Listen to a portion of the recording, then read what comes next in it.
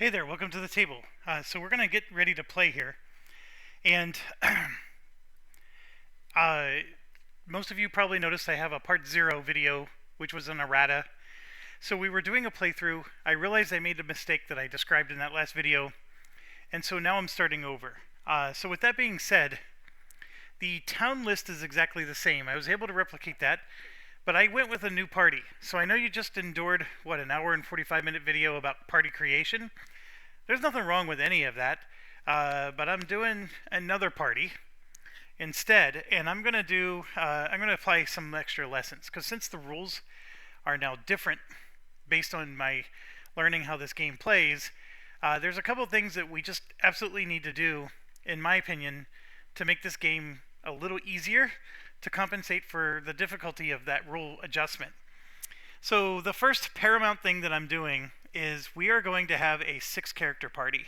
We are not going to do 5, we are going to do 6. And so what that means then is I have to add all the components for player 6. And so you can see I have them here. I do need to sort them out. Remember, the silhouettes are different than the spears. And so we're going all in. So all of these are going to go into my tin cup, and then of course these 4 are going into my primary bag. And I can't remember what I explained during setup, but all 6 characters are going to start here in the graveyard. So I will put them to represent them there. And we'll take care of the Tavernkeep thing shortly. But basically, the location that comes with Tavernkeep is identified here on the top. So Tavernkeep, the town, comes with this card, the graveyard, and the 38 resources, you ignore that because we're doing 50 resources. This is if you're just doing this as a single mission. There's a timer of 6, so we set the timer to 6. We have the objective, the Flame Grotto, which is there. And then within the Flame Grotto is Gritmore, which is the enemy in the middle. And then if you flip Gritmore over, you will see that cave sturges, are his minion. And so these cave sturges basically are with him, and they protect him, meaning we can't damage him until we kill all of those. Now, the enemies that are in the Flame Grotto are inactive. That's why there's this inactive token there. They just camp out. They never chase us. In every other situation, the enemies will move after us and chase us down. These ones are never going to leave, so we have to invade them. And that makes this additional rule actually a lot more troublesome. So those boss battles are going to be a lot more difficult.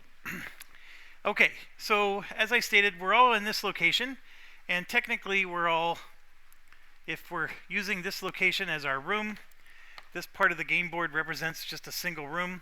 We're all sitting here at range 0. And so I'll just represent that like so. And now you go through all your characters. If any of them start with experience points, you would collect those now. So your characters have experience points to start the game. Otherwise, you're ready to rock and roll. And sorry, I was thinking about something else because I'm cleaning stuff up, and I can't do 2 things at the same time. But let's go through the new party. So I am sticking with Gareth, the fighter. Gareth is, to me, the must-have fighter, largely because he starts the game with melee speed. Melee speed lets you discard a card for an extra action. And now that we know it costs 2 actions to go into striking range, he can now discard a card and get a 3rd action for purposes of attacking. And that is huge. So now you could go in and actually kill something. Alright, the wizard is the same. We're sticking with Eleanor, and we're just doing level 1. We are then choosing the halfling thief, Lightfoot. This is a level 1 character. And also with him, we are going to choose Bogan, the halfling thief, which is a thief in the box kind of situation. It's an SH type of character. So that's our player 5. Player 4 we are going with a paladin. I contemplated the cleric. Actually, the cleric is doable, but I wanted to try the paladin. I know I said in the last video I wasn't going to, but, well, you know, this is now my second playthrough of this, even though I got the rule wrong last time. We're doing a paladin this time. And so I chose for her divine power, minor heal, and we are going to do Odin, the Wise, which I can put here to represent that. And we also are going to bring along Squire Nathaniel, who uses Ra. So Ra, I can't think about this without singing Ra Ra Rasputin. It's a song from the, when is that song, in the 70s, 80s? It's a great song, Ra Ra Rasputin. You gotta, like, stop watching my video, go listen to Ra Ra Rasputin. It's a great song. Okay, so he uses Ra the Creator. So he has his own divinity, and of course the Ra has its own cards, which I'm just going to set over to the side here, and we're good to go. Okay, so we have the issue of 50 points, and this is going to be tight, folks. So he comes with the skill Bestow for free, but he costs 2, so we're at 2 points now. She costs 10, which puts us at 12, and then Liege puts us at 13. And then this is 13 more for 26, 10 more for 36. These two come with her for free. Melee comes with him for free. So we're at 36. This is 3 more for 39. And then this is 49.50, and I need 1 more gold for Liege. Oh no, I'm actually... Hold on, I had done the math to this. This worked out. So 2, 12, 13, 26, 36, 39. I know this guy's second level. I wanted him to be second level. 49.50. I'm at 51 gold. Dang it. I am 1 gold too heavy on this. So what does that mean? That means then I have to drop to first level, because that reduces me down to 2. I only get Apprentice 1 instead of Apprentice 2. I wanted Apprentice 2. Apprentice 2 is the difference maker. You make money with Apprentice 2. That's the reason why I want Apprentice 2. I don't want Apprentice 1. It's not nearly as good. So I'm trying to figure out, what can I do? I mean, the Paladin thing is, I think, what put me over the edge. If I would have just gone with the Cleric, I wouldn't have needed so many points. The Liege thing, costing 1 gold each, definitely doesn't help. I mean, there's literally nothing I could do. Everybody is at first level. So that's exactly 50 points, and I guess I have Apprentice 1 instead of Apprentice 2. So I'm not going to start making money until the next dungeon. That's okay. I mean, the amount of money I'm going to make in this dungeon is minimal. So we're going to have to wait until next dungeon before we can start making some money. And what do I mean by money? You might be wondering. The Apprentice 2 skill, if you're in the same location as your Liege, when they enter a different location, your Liege gains either a luck or a copper.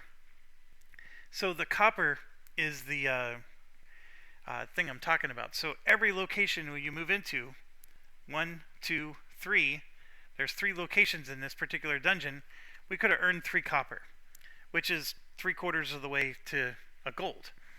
So I know it doesn't sound like much, but that's a lot. You can fight whole enemies and they just drop 1 copper. So that's Apprentice 2. Now he's starting the game with Apprentice 1 because we had to back him down to first level. He has to be second level in order to do Apprentice 2.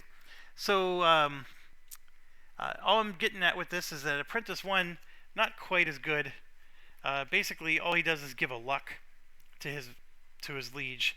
See, pay 1 XP for your Liege to gain 1 luck. That's it. So you're even paying XP to do it, so it just stinks all around. But anyways, that's all we have so far. So we'll just have to live with it. You definitely want it. First thing, we're going to spend 1 gold after we defeat this adventure to move him to level 2 so we can have that for the rest of our campaign. Okay, what's our reward for defeating this thing? Our reward is 4 gold. And we have +3 to hide in shadows, and it's going to cost us 1 action to go into striking. So, what else did I do that's crazy? Well, all of our heroes are actual heroes. None of them are heroes in a box. Now, the followers are heroes in a box, but everybody else is an actual hero, so I'm actually going to be managing 4 decks of cards, which is something I told you I didn't want to do.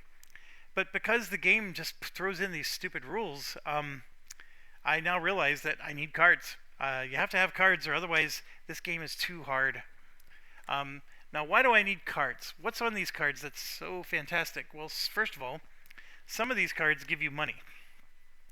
There's 2 of them in the game, in this giant stack of cards that give you money, and it gives you a lot of money, especially early on. The second thing is, it's now costing an action to move into striking range. There are cards that actually waive that action. So you can play the card, and it counts as the action going in, and so then it's not so bad. So that's the key thing with this. I frankly don't like this rule at all, but there's a couple of things I don't like about this game, and I don't know. It's just definitely not gonna.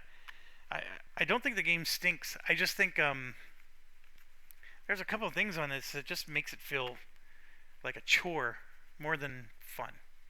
And that whole striking rule thing really bothers me. So here's the deal. The enemies can hit you at range 0 or striking, but you can't hit them unless you move into striking with your melee hand-to-hand attacks, or with some of these spells. So the enemy can hit you just fine, but you can't hit them. It's just like, there's just some reality components to it that are wonky to me. So, okay, I got this shuffled. Like I said, we now have 4 people with a hand of 6 cards. The last playthrough I did, which I deleted because I played the rule wrong, I only had 2 heroes, so I only ever dealt a hand of 6 cards to 2. So now we got 1, 2, 3, 4, 5, 6 for the paladin. 1, 2, 3, 4, 5, 6 for the fighter. 1, 2, 3, 4, 5, 6 for the wizard, and 1, 2, 3, 4, 5, 6 for the thief. Okay, so all of our cards are out. Now there is a mulligan rule. I don't recall seeing it in the rulebook, but remember I said that the rulebook stinks. But in Warfighter games, if nobody has a location card, you can discard your cards and draw 6 more until you get a location card. The chances of 4 characters not having a location card are really, really low. But if we were playing where only 1 character actually had a hand of cards and everybody else didn't, then, you know, it wouldn't be so bad.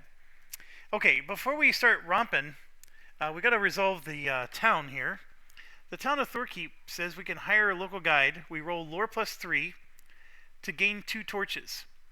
And it would be nice to gain 2 torches. I don't have any experience points right now because none of my characters, well, actually no. Joanna here gives us 2 experience points. And so we're going to go ahead and start the game with 2. So what do? Well,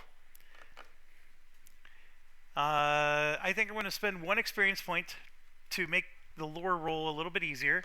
I need to get an 8 in order to pass the lore check. And remember, the town gives me a +3, which means I need a 5. So 50% chance here. And of course I roll 2. So I don't gain the 2 torches. I really wanted those torches. Torches are very, very nice to have. And now I have just sobbing and sadness. Okay, so we failed to do that. And then the game also comes with a nation guide, and Tavernkeep has some flavor text. So I'm going to let you pause to read all this. But down at the very bottom it says, while in town you can pay 1 silver and they will show you a faster path. We get to add 1 time. We don't have a silver, so it's pointless. Alright, I know I spent an hour and 45 talking about building our characters, and then I went down a different path. The paladin, Joanna, has 1 divine power. We chose to take Minor Heal and Odin. She's also a liege, which allows her to have Squire Nathaniel.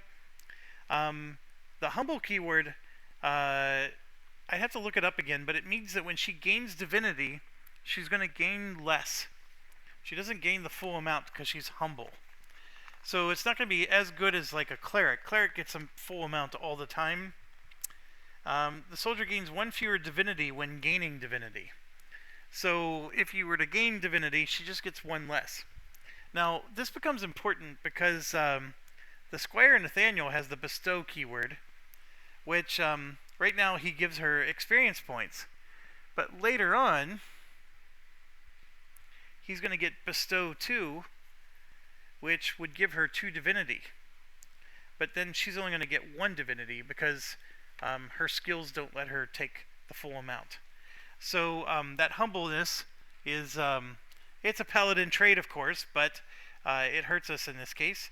And then she has 1 toughness, which is actually way better than the cleric. Cleric doesn't start with any toughness. And yeah, that humble keyword goes all the way to the end with her. So, okay, so let's look at our cards. Oh, one more thing. Odin followers start the game with 1 divine power, so they get 10 divinity. So she has 5, 7, 3. So she's starting the game with 10 divinity. And the Squire starts with a divine power of 0. So he does not start with any divinity. However, the Squire, after performing an attack, gain divinity equal to your vulns and the hostile's vulns before the attack. So he will gain divinity. He just doesn't start with any because he has no divine powers. And then he adds a +1/0 to his hand-to-hand attack rolls for every vulnerable that's on his card. So he sort of wants to get vulnerables. And twice per adventure, he can do what's called a Sun Blessing, which puts vulnerables on the enemy if he rolls a 5 or a better. And he's going to roll 4 dice, plus 1 for every divine power he has, which right now is a 0. So that's pretty awesome. He's got some nice dynamics going on there. Odin the Wise, you gain 2 divinity every time you inflict a wound. And then on the objective location, you get a +2/+1 to your rolls. So she's going to be really good at fighting the final boss. And she can also add actions to the party. She can twice per adventure try to roll some dice. And if she gets a 6 or better, she gets to gain action. And that action could be any hero. Doesn't have to be herself. And then after clearing an adventure, she gets divinity equal to the hero points +2. What's the hero points, you ask? It is this number right here, which is 4. So that's the equivalent of 4 gold. Okay. Now that we got what we need, let's look at our hand of cards. So for the Paladin, you can see we already have a location marker. And that's good. And then for Gareth, he has a location marker. And then for the Wizard, we have 1 location marker, 2.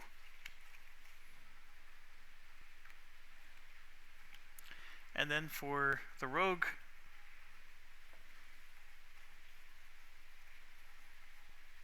no location markers.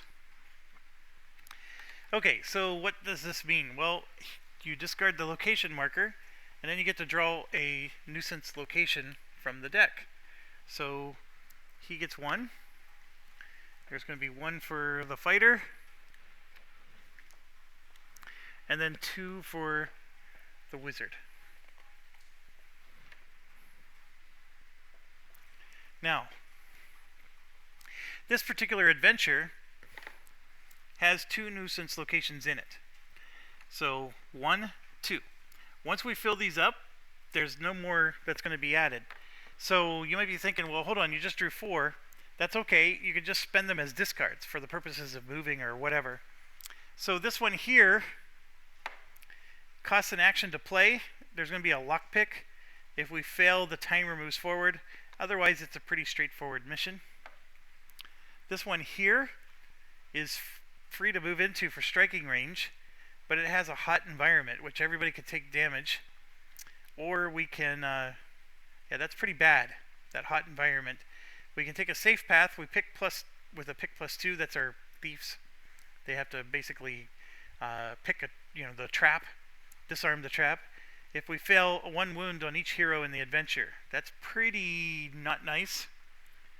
And then we got 2 more here. This one is a 0. It's a must play. We have to play it. There's a trap one here, and if we fail, there's a fire which inflicts wounds on all heroes in the adventure. 1 hero can suffer 1 less for each experience point played. Right, the cool thing about this is that it is 0 to move into the striking range. Then we got another one that's free to play, and it's got another pick lock thing. So, since this one is a must play, we're going to play it. And it's going to get dropped right here as the next location. And the card says that there's 1 nuisance monster, so we're going to go ahead and grab a nuisance monster for that room. The trap does not get disarmed until you move into the room. It's one of the things the thief has to do. So we just, grab a card from the nuisance monster deck, and ironically, the card I drew is Cave Sturgises, which is what we're going to be fighting at the end. So they have a swarm +2, which is bad for us. That means that they can hit us if they're swarming, and they have a B hit of -1, meaning it's hard for them to get hit. And you can see here they have 1 health. There's 7 of them. They attack you 1 time each. This is the amount of experience points you're going to get when you defeat them. This is how much money you get when you defeat them. This is their, for 1 or more health, which they only have 1 health, they have a cover of 0. So when you attack them, they have no cover. And then this is their attack table for when they attack you. So what you do is, now here's the key thing to understand. These Sturgises are in this room, but our heroes are in this room. Okay? They're not in the same room together. So just because you see them together here doesn't mean they're in the same room. It's just, physically they look like it, but they're in separate rooms right now. So right here, the Cave Sturgises, we're going to draw 1, 2, 3, 4, 5, 6, and 7. So this is who they plan on attacking. So you can see it's across the board. It looks like they're going to flak player 5, and it looks like player 6 3 times. Don't want to be player 6. Okay, so that's who they want to attack. Now we have a choice. We can move into the room to fight them. The cost to move into the room is 3. So you have movement points, and then you have which counts towards that cost. And for every movement point you don't have, you have to pay in cards. So, for example, Joanna here has 0 movement points, and the Squire has 1. So to move into that room, which has a cost of 3, Joanna would have to pay, well, we have a move card. Let's not look at that a second. Would have to pay 1, 2, 3 cards to be able to move into that room, because this is to compensate for her lack of movement. Now, the Squire had 1 movement, so he only needs 2 cards to go into the room, because his 1 movement plus these 2 cards equals 3. And then you're going to see there's some cards, like this, pays 1 action of the cost for you to perform a move. And so what that means is, I don't have to pay, you have 2 actions in your turn. One of those actions could be to move. This would pay that action. And then also you got this one here, let's go. It adds 1 to the movement value of all heroes, which is really valuable because that means everybody now has to pay 1 less card to do a move. So that's our choice. Do we move into that room, or can we just wait in our current room? And that's what we're going to do. We're going to wait in our room, and those monsters will move towards us. Okay? Also, another rule, you can only lay 1 location per round. So even though we have other location cards, even if we wanted to play it right now, we can't. It's only 1 per round. Now, the game rules do say you can only move once per hero turn, although the game rules also contradict itself because the community decided that this is actions. So to move into striking range, that's another move that apparently you can do in the same hero turn. So that breaks the rules of the game rules. So you could argue that moving into striking is different than a move, but that's how you're supposed to play it. I'm sorry for the whiny portion of it, but I really don't like the rule.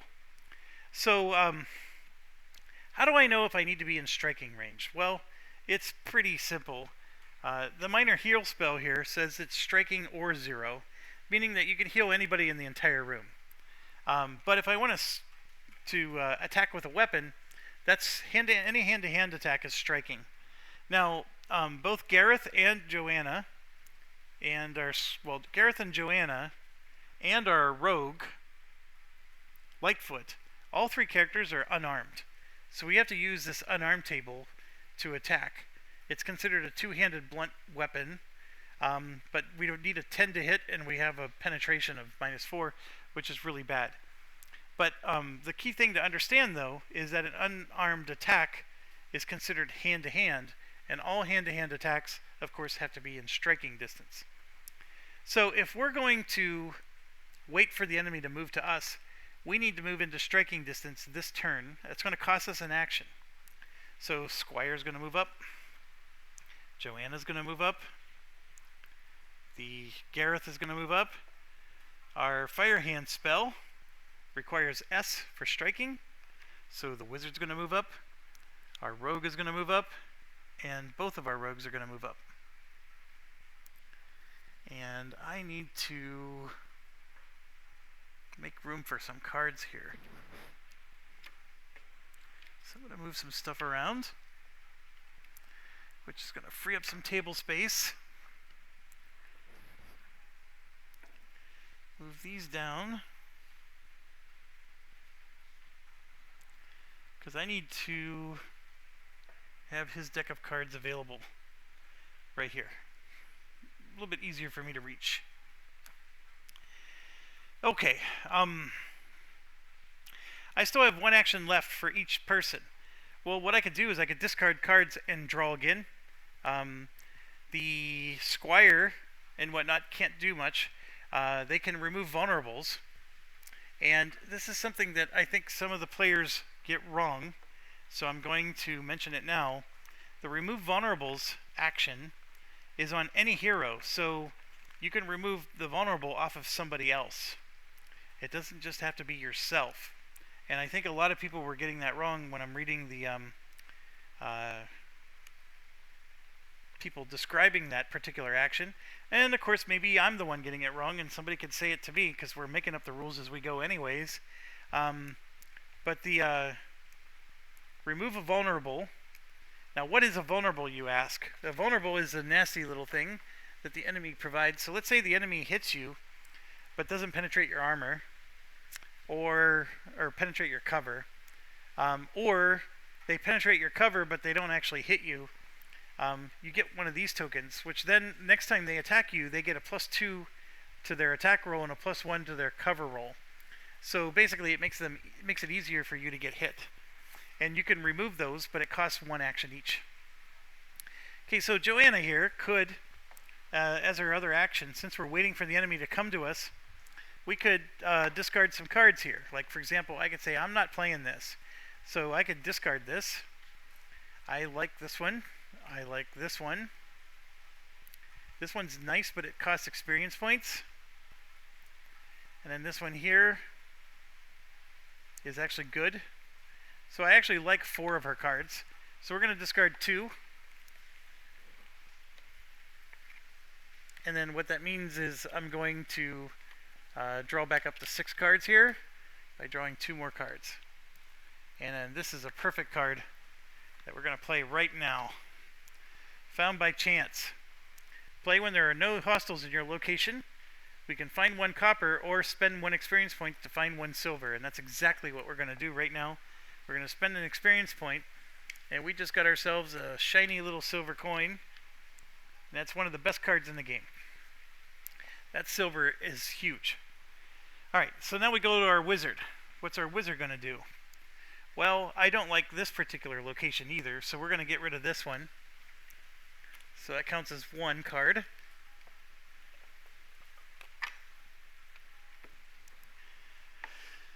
This heals people.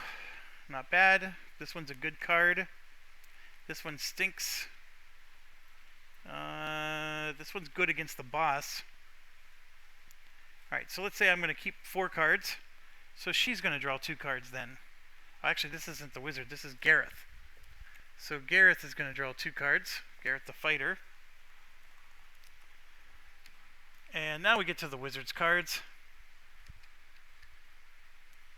Whoops. Where are the wizard's cards? Here they are. So she has 4. We're going to keep that one. We're going to discard these 3. Where did the rest of her cards go? 1, 2, 3, 4, 5. Oh, she played the other location. So she's keeping 2 cards. She's keeping a location plus this. So she gets to draw 4 cards. 1, 2, 3, 4. Alright. And then we look at our rogue.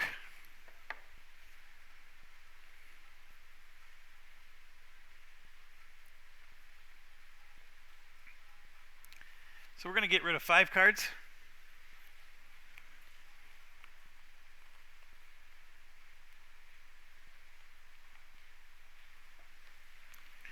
Alright. These move cards are suddenly attractive because now I get this right away. So I'm going to discard this to get a location. Once all the locations have been placed, you don't need to do this anymore. But we haven't placed that second location yet, and maybe this one's better than the other one. It's 3 experience points to play. We roll, and we move the counter forward 2 spaces, 1 space, or 0. +1 on the roll for each hero divine power. Ooh, that's a tough one. So it's free to play. Well, 3 experience points to play. It's got a very high move cost. Yeah, I'm not sure I like that one. Alright, so that brings us to the end of our turn. Like I said, we get 2 actions, but we spent 1 action to move into striking range. So all of our guys moved into striking. That cost 1 action. And then the other action was for the heroes who had a deck of cards, they were able to draw additional cards. So before that timer moves, I moved it now, but before the timer moves, we do what's called a recovery step. So the recovery step will allow several things. Number 1, if you have toughness tokens, like she does, and if she would have spent it, she can recover 1, just 1 per turn, if there's no enemies in the room, which is the case here. Same with Gareth. The wizard starts with 2 focus, which I don't have represented here, so you need 2 focus here. And she would recover 1 focus every turn that a enemy is not in the room. But right now she's at 2, and that's her max at the moment. And then our thief here has 1 luck, and he would recover 1 luck for every turn there's no enemy in the room. And this particular thief doesn't have luck, and this squire doesn't have toughness, so we're good to go. Now, the other thing that happens during the recovery step is that the enemy moves. So these enemies that you see here just flew from this room into our room. We are already in striking distance, ready to whap them. So we don't have to waste any actions to move into position. We are already in position, and they move to us. So now we start the next round. So with this next round, the moment I do any action that attacks them, or if I move out of striking, or even if I draw cards, one of them is going to attack me. It's an I go, you go type of system. So one of us goes, and then only one of them. And then we go back and forth. So what I'm going to start the action off with is we're going to start with the wizard. Well, actually, before we do that, we got to check to see if these two rogues have gone into stealth. So how does that work? First thing you got to do is check your room. The room has a +3 bonus to stealth right here. And so these rogues are going to see if they're going to hide in the shadows. So let's start with Bogan, our apprentice. So Bogan has a shadows of 9 or 7. If I spend an experience point, I can roll a 7 instead of a 9. We don't have any experience points left, so I'm just going to have to roll and hope I get a 9. But remember, the room gives me a +3 to my roll. So I got a 7 + 3, which would be 10. So Bogan is now in the shadows. And so you represent that by taking this token here, flipping it to the shadow side, and putting it on. So Bogan is in shadows. Now, what does shadows do? Well, when Bogan attacks the enemy, he's going to get a +2 to his dice roll and a +1 to his penetration. And then now we're going to go for Lightfoot. So Lightfoot has a shadow of 8 and 6. Again, we don't have any experience points, so we're just going to have to spend the 8 and not the 6. So we're going to have to try to get an 8, which with a roll of 3, we need a 5 or better. And it's a 9. So both of them are successfully in shadows. Now, remember, Lightfoot doesn't have a weapon, so he's not going to be all that good. So now Eleanor the Wizard is going to attack these guys with a Fire Hands spell.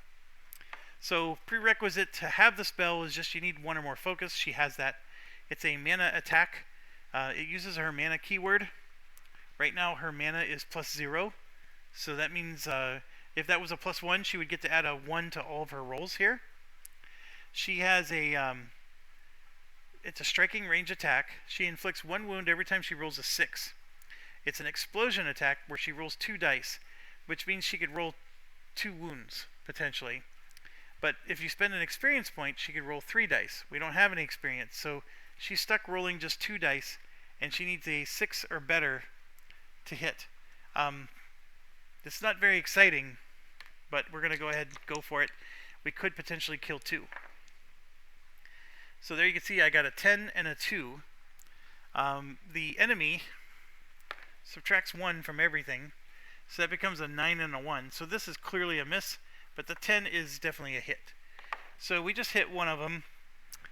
Player 6 is our rogue, and player 5 is the other rogue. And I'm looking at our situation here. We got some really bad, nasty attacks here. I'm going to go ahead and remove this one. So we got 1 kill. So now the enemy gets to attack. So we're going to have the enemy attack player 1, which is Gareth. So we roll this. And I apologize. I should explain how the rolls work. This is a penetration roll of 4, and this is a hit of 10, which is awful for us. So first thing you do is you look at the 10 here, and you can see that a 9 or a 10 is 1 wound. The 4 is compared to your cover. The cover is what's underneath the little dome here, so it's a 1. And you'll sometimes see me not roll the cover die, because there's no such way to roll a 0. You're going to roll a minimum of 1. So no matter what, they're going to penetrate cover right now. And the only way you can improve cover is to have armor. So right now, cover of 1 means he's always going to at least get his cover penetrated, but this time they actually applied a wound. So the fighter has toughness. So this toughness of 1 I can spend that to deflect the wound. So basically the wound didn't go through. And then you can see that the enemy has acted, and there's 1, 2, 3, 4, 5 more enemies left to go. So we get to do our next attack. So our situation is bad. I am unarmed with nearly all my characters. So I am going to have to attack with my unarmed characters first and hope I can inflict some vulnerables, and then finish them off with my 2 apprentices who actually do have weapons. And that's my situation. And yeah, I did this on purpose, but I wanted 6 characters. So yes, they're all going in unarmed, almost all of them. So we're going to go ahead and start with Gareth the Fighter. Nope, we're going to start with Lightfoot, the Halfling Thief. So I am in shadows with him. And so with him being in shadows, where does it say this? Oh, it says it on his weapon. He doesn't, yeah.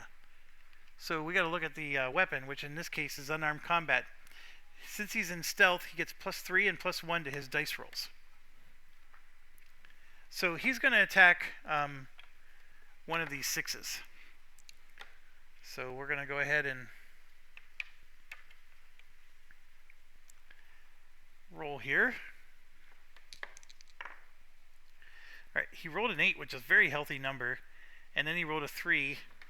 So we said that stealth adds +3, +1. So +3 to this would be an 11, which is more than the 10 needed to hit the enemy. So he punched him successfully. That is enough to cause 1 wound as long as he pierces their armor. Their armor is -4 here. So, but he gets a +1 to this, which is a 4. So 4 minus 4 is 0. And the cover is 0. If this would have been a 1, we would have failed. But since the cover is 0, he actually successfully killed this monster before it even had a chance to attack. I'm actually quite impressed by that. I didn't expect that to happen. But I'll take it. I absolutely will take it. Alright, so now the next person's up for attack. So their number 3 here is going to attack. So an 8 and a 4. Boy, they're rolling really well. But an 8 for them is a miss. So he misses with this, but this penetrates. So when one hits but the other one doesn't, that's not a wound. And what that is instead is that's a vulnerable. So Squire Nathaniel gets a vulnerable. He wants vulnerables because he has Ra the Creator. And Ra the Creator gives him divinity every time he attacks when he has vulnerables. And then also his hand-to-hand combat goes up by +1, +0 for every vulnerable on the hostile card. Okay, so on the hostile, but not on him. Okay, that's good clarification. Alright, so we got another attack with our thief. So we're going to go ahead and do it. We're going to go after number 6 again. And I just rolled an 8, which is a hit. But this time I only rolled a 2, which isn't going to be enough penetration. So this is a case where I would have been able to kill him, but instead I'm just going to put a vulnerable on that guy right there. So Lightfoot Thief is done. And I gotta remember, because I can always play cards that can help me here. And when I have 4 characters each with a hand of cards, this gets a little wonky. But I see here that I could have, for example, played this.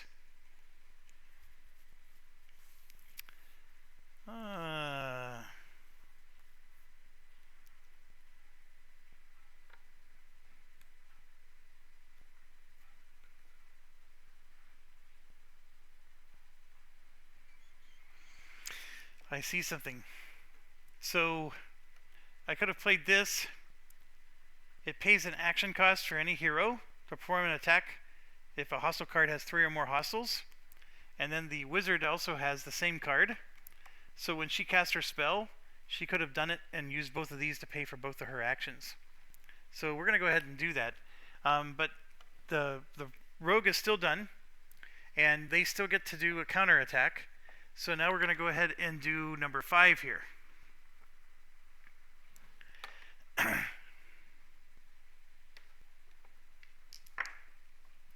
So this is a better roll. That's a miss, and that's really poor. So who's player 5? Player 5 is our thief apprentice.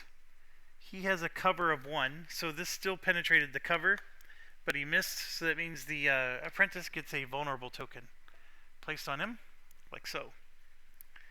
Okay, so since we used those cards to count as actions, that means I could go again with my wizard, and we get to roll 2 dice, 7 or better hits. There's 1 hit there.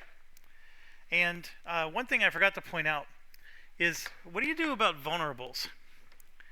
If there's a vulnerable there, and you're rolling an explosion attack, do you get to add to your explosion dice? I don't know the answer because the rules don't explain it.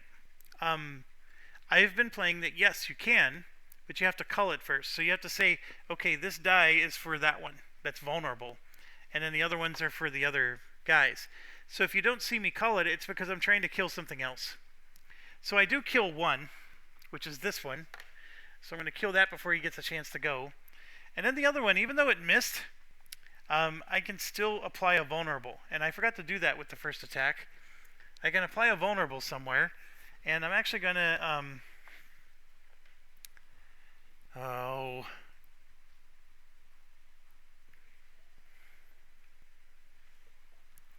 I'll put it here. Now, an explosion attack hits multiple enemies on a card. You can hit them 1 each time. You can hit multiple times at a single enemy if they have more than 1 health point. The only thing you can't do is hit across multiple cards. So this is 1 card, and all these enemies came from this 1 card. So the explosion can hit any combination of these enemies.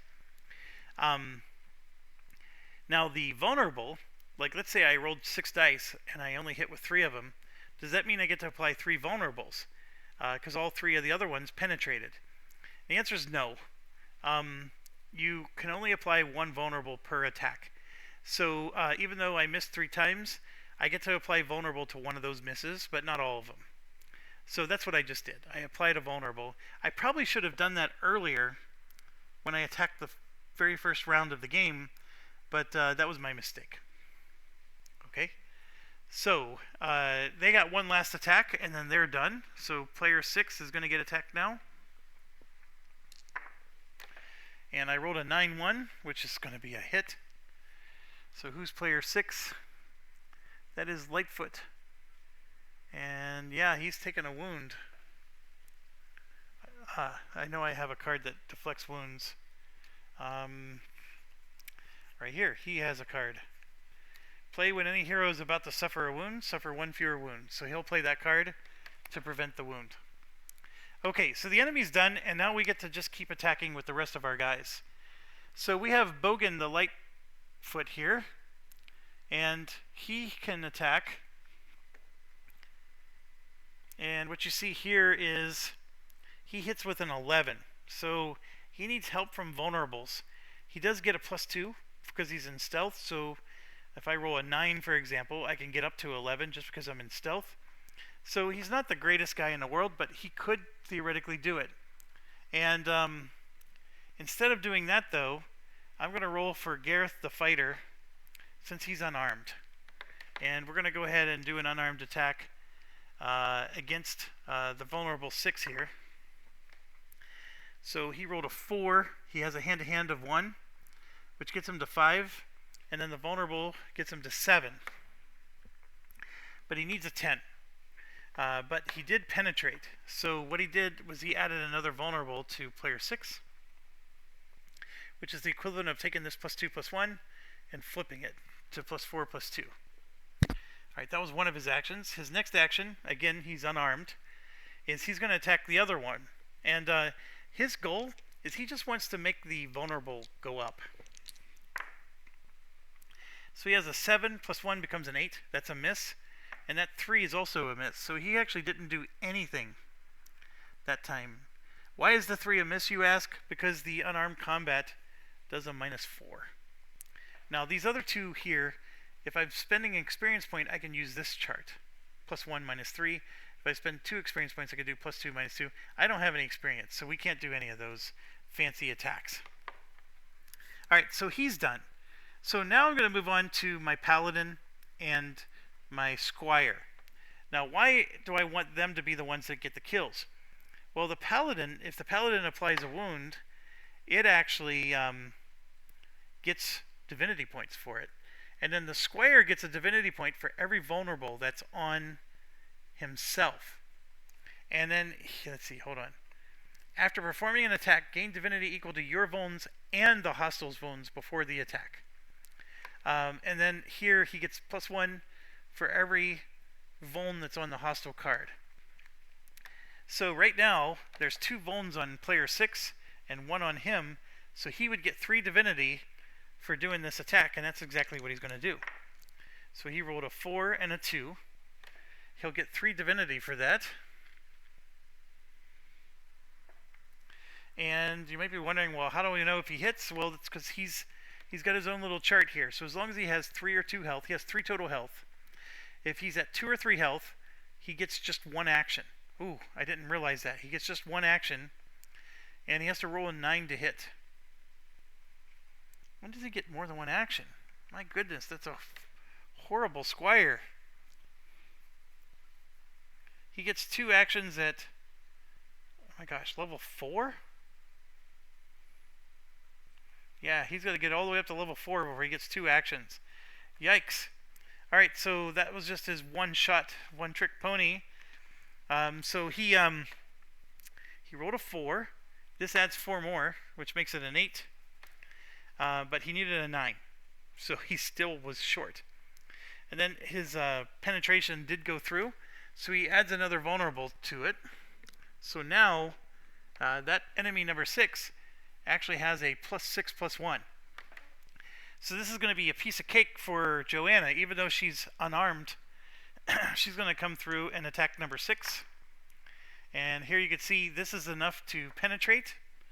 And then this 4 + 6 is 10. And then she has a hand-to-hand of 1. Right here.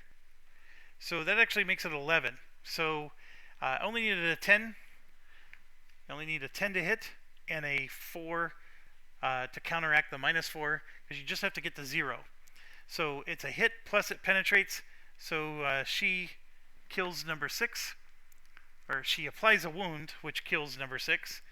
The applying of the wound is enough for her to get 2 divinity points. Now, why am I trying so hard to get divinity points? You can't earn divinity points any other way, other than the couple of ways that are written on the card.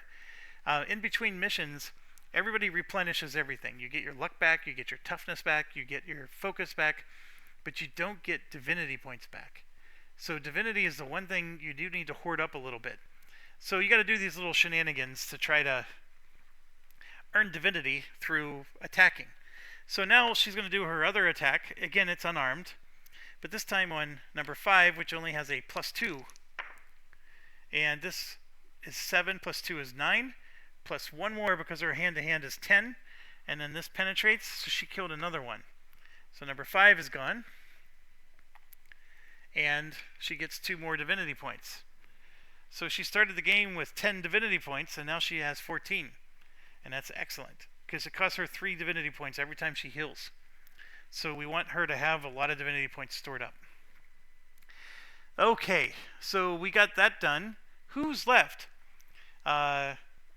Actions are gone. Technically, he only has 1 action. Done, done, done, done. So player 5, this rogue right here, has 2 actions left, and there's 2 enemies left. Now, I could spend one of those actions to remove my vulnerable, but I'm not going to. I'm going to instead, we're going to do attack, attack. Now, like I said, he needs an 11. He gets a +2/+1 to his roll. So this first one is probably going to miss unless he rolls a 9 or better. But we're going to go ahead and attack number 3 here. So he rolled a 2 and a 2. So he penetrated, but he didn't hit.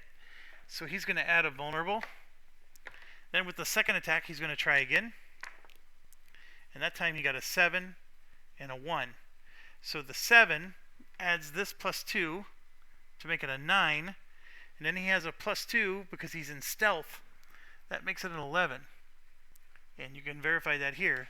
His stealth adds +2, and that 11 is what he needs to get a hit. If he somehow got 15, he does 2 hits. Well, we're not going to worry about that. But he does hit, and he kills number 3 here. And just like that, we're rocking and rolling. Okay, there's one enemy left. We are at the end of the round. So the way the recovery step works, since there's an enemy present, nobody gets to remove any or add any, so the toughness doesn't come back. Everybody gets their actions back.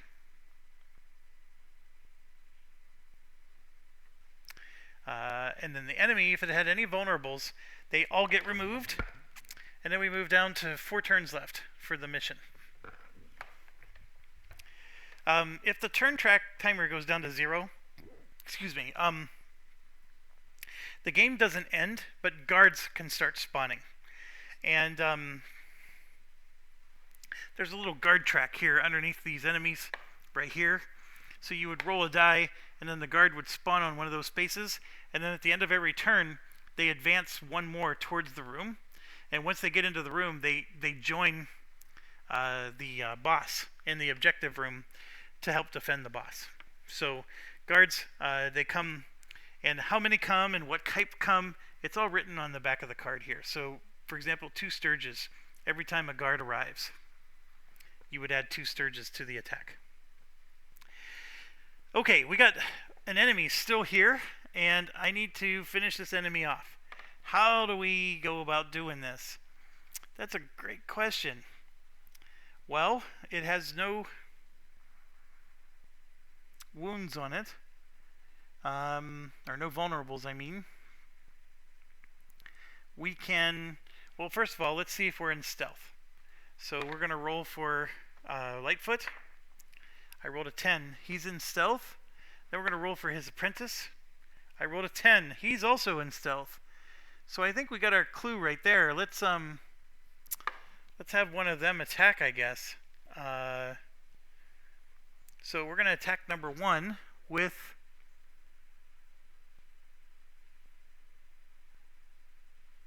we're going to do Lightfoot because he's unarmed, and he gets to add a +3 to his roll, which is actually really good.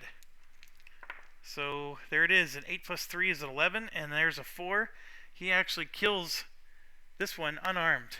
Wow, that was awesome. Great unarmed combat here. Okay, so we still have a bunch of actions, but right now we cleared the enemy, and we got our first kill. This enemy drops 3 copper. Remember that 2 copper equals 1 silver. So I'm going to grab 1 silver and 1 copper, and that goes to us. And also the enemy gives us 5 experience points. So I'm going to take 5 experience points and add it to the pool. Now there's something important here, because you're going to see a discussion on BGG. The experience points are supposed to be all given to Lightfoot, the rogue. And so those are technically his experience points. But anytime any hero in the party needs it, it's a party resource. So I just keep all my experience points in one party pool. But there's one thing that can go wrong. If Lightfoot the rogue gets knocked unconscious, meaning he runs out of health, he doesn't die, but he's gone for the rest of the adventure. And when he drops out for the rest of the adventure, the experience points drop out with him, and they're supposed to be unavailable to everybody else. There's not a dang thing in the rulebook that explains that. This is all just community made up garbage rules. The thing that the rulebook does say is that another party member can pick up all of his equipment and carry it for him, or otherwise you lose the equipment. Well, you're going to pick up the experience points too. I don't know, like the whole thing is just silly. So I play where it's just a party resource, and I don't pay attention to who got the kill. But if you want to follow it to the letter of the community rules, Lightfoot to Halfling got it. And so if Lightfoot goes down from injuries, then technically these 5 experience points would come away, and the party doesn't have access to that anymore, even though they're going to pick up all of his stuff and carry it for him. Okay, so we got some actions to burn, and we need to eventually move to the objective location. We got one more location we need to reveal, and we're going to actually do that right now. I'm going to reveal the spike trap. So it is free to play, and it only costs 1 to move into, and it has 1 nuisance monster, so we're going to drop that here. And the nuisance hostile for this one is the Kobold Bowman. So they add 1 to the entrance cost, meaning it's going to cost more to move into the room with them, but we're not going to worry about that. And there's 4 of them, so we're going to put that there, shake up our bag, and we're going to draw 4.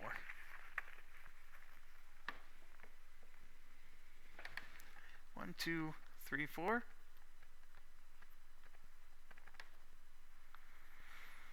2, 3, 4, and 5. Okay. So they are located here. So let's just show. The enemy is here in this room, and we are here in this room. Okay? So let's say we ended the round right now. The enemy is only going to move 1 space to there. We are still not going to have them in our room. So what my plan is I'm going to try to move to here. So when the enemy moves to there, we can combat them the next round. Does that make sense? So let's go ahead and make this happen. So first off, it's going to cost 3 movement points to get into this room. And I know that because that's the entrance cost. Right there is 3, but the striking action cost is 0. So to do the move, everybody is going to spend 1 action. And remember, our squire here only has 1 action. So he'll spend 1, 1, 1, 1, 1, and 1. Now for the Lightfoot Halfling, that's his 2nd action. And we're all going to move into that room and go up to striking, which costs 0 actions to do. So this counts as a card I can discard. But I happen to have these, which count as actions if I wanted to do that. I don't need it yet.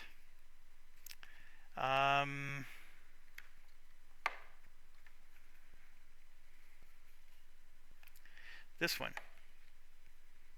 adds 1 to the movement value of all heroes this turn. We could do that.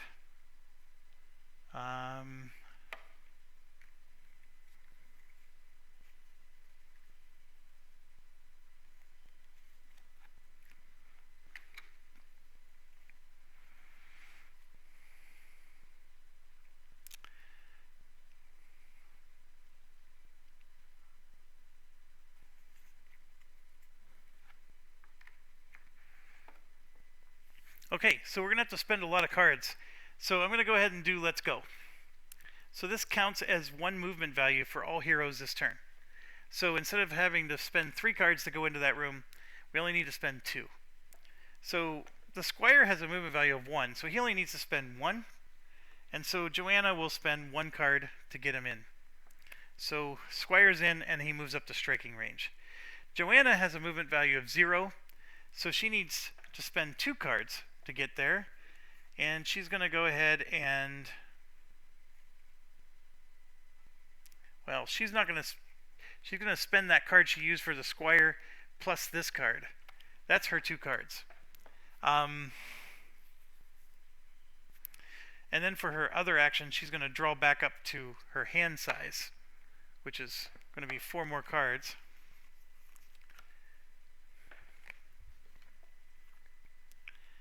And this one right here, she's going to discard this card to pay for the squire. Now that was important. I had to do it in the right order. When a hero moves, they can only spend cards from their own hand to move. You can't spend cards from somebody else's hand. But when a non-hero like the Squire moves, you can spend cards from anybody's hand. So when I spent the card from Paladin's hand to make him move, I didn't have enough cards for the Paladin to move. There were certain cards I didn't want to give up. So that's why I did it in a different order, so that way I didn't have to give up that card. Okay, so now we're going to move to Gareth here. Gareth has 0 movement, so he needs 2 cards to get in there. And we're going to go ahead and do these 2. And then he's sitting on 3 cards. He's going to draw 3 cards with his other action. We got a nice Let's Go card again. And then the wizard has 0 movement, so she needs to spend 2 cards. And we're going to spend these 2. And then she'll spend her last action to draw 3 more cards.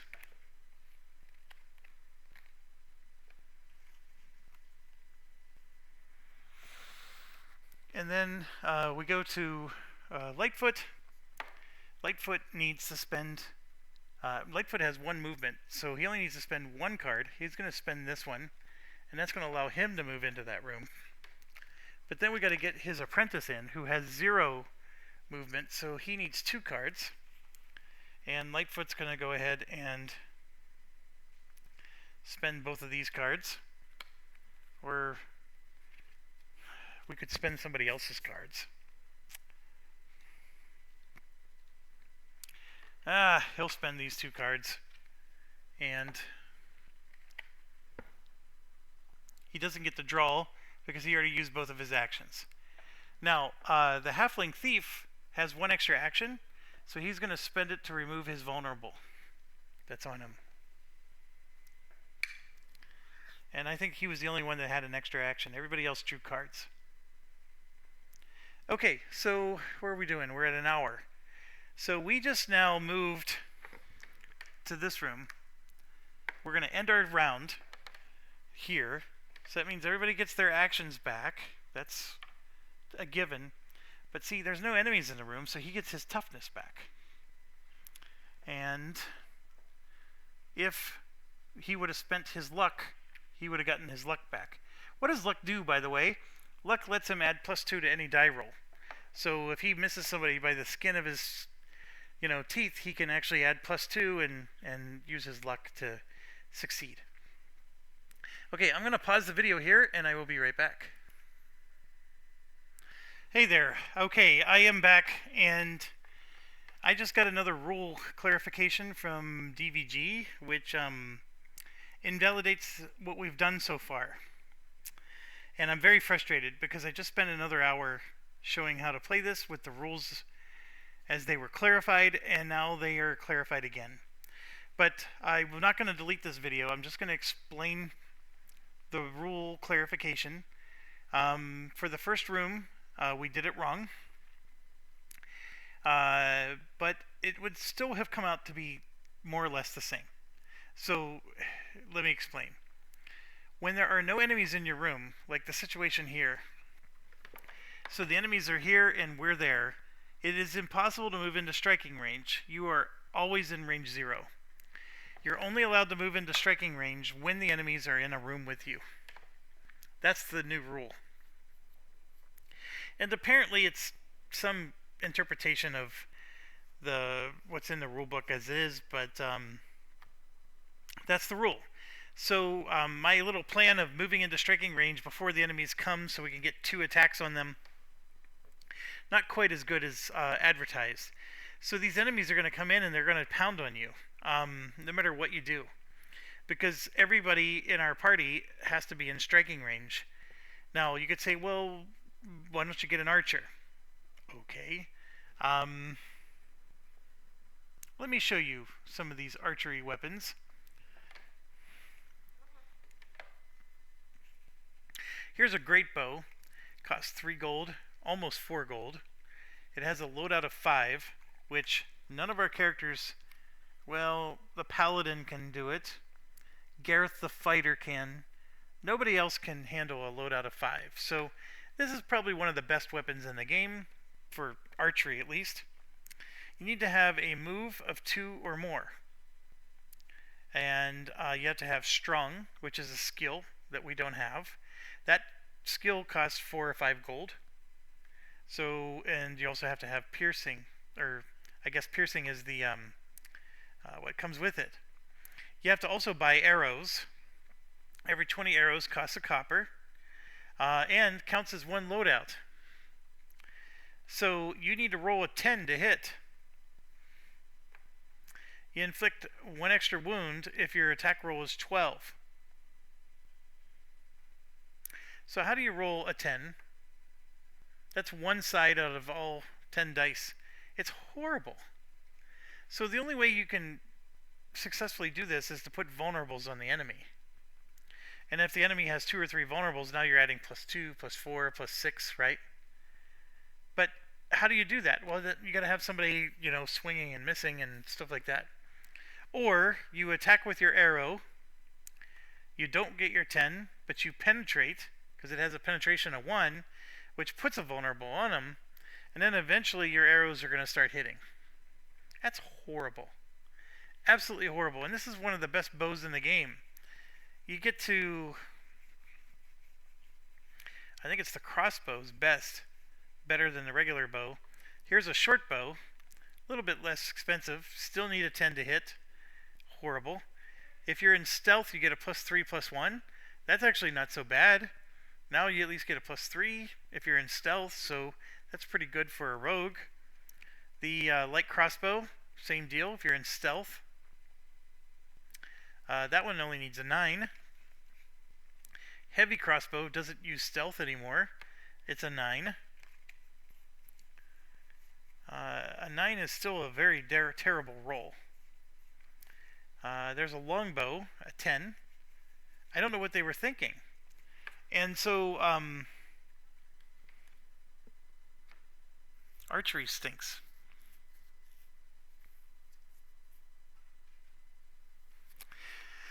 Okay, so we're gonna, our plan is we're going to rest, and I think that's what we were doing here, and then the enemies are going to move to us. And I believe we did everything to prepare for that. So the enemy will move to us at the end of this round, so now we're together. And we are starting, I think, with 3 turns left. So they are in our range, and we get to go. Now here's the only good thing about this. The room we're in has an action cost of 0 to get into striking. So normally, I would have to spend a whole action just to move up into striking range. And then of course that only leaves me with 1 action left to actually do any attacks. Now when you move up into striking, the one thing I will warn you about is the enemy gets to attack you first, because that's a counter attack. So movement doesn't cause counter attack, but moving up to striking does. And that's part of why I always made sure we were in striking before the enemy came into the room. So that advantage is now gone. We don't have that advantage anymore.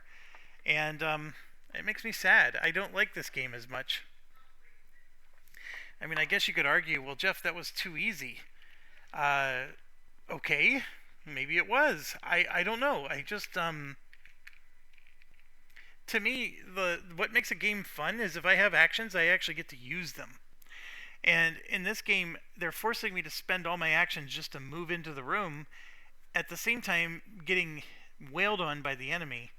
That doesn't sound fun to me, and why would I choose to allow the enemy to just get free attacks on me? All because I'm trying to get closer to him. It makes no sense to me. So I do tremendously like this game less because of these rule clarifications. I actually thought that the way I played this game prior to this was actually fun. I don't find this to be fun anymore. And that's a problem. So, anyways, I am lucky. I can move into striking. And so I will do exactly that. I'm going to put this back on to show that that's the room we're in.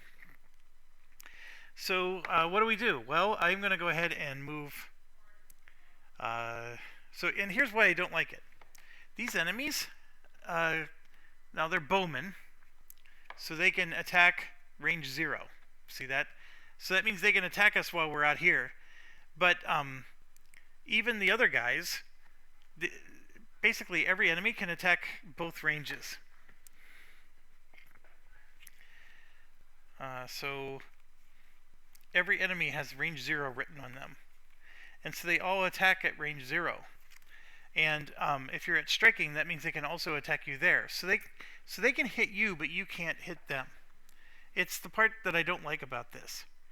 Now you might argue, okay, Jeff, but that's what the game's balanced for. Well, I would just say it should have been designed to be rebalanced to be more thematic. But anyways, not a big fan.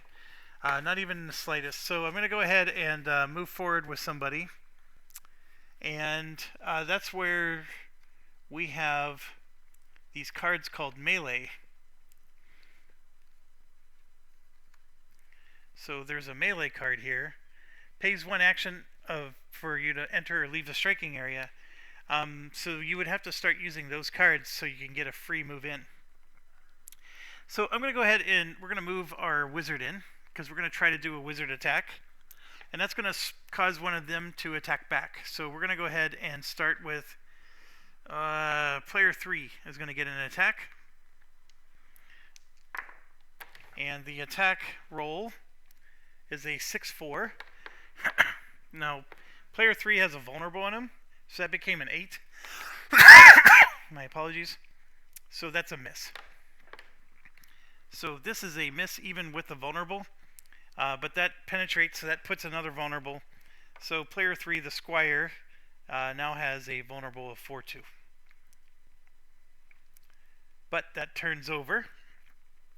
And now that I moved in, I'm going to go ahead and use my fire hands, which is going to roll 2 dice against them.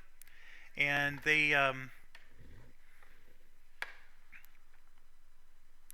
need a 6 to hit.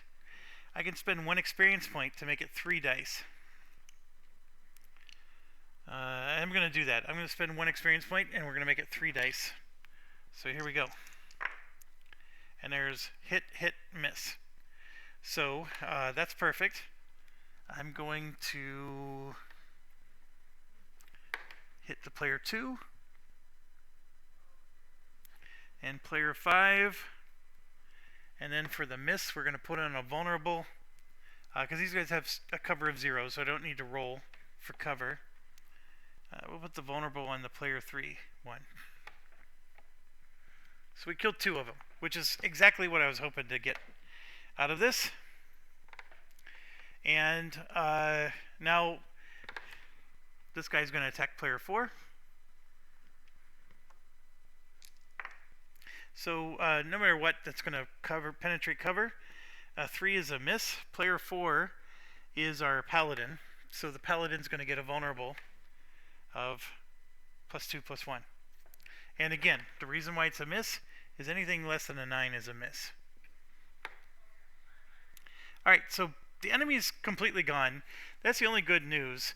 Everybody can move up to striking now. It's a free move. It doesn't cost any actions, doesn't cost any cards.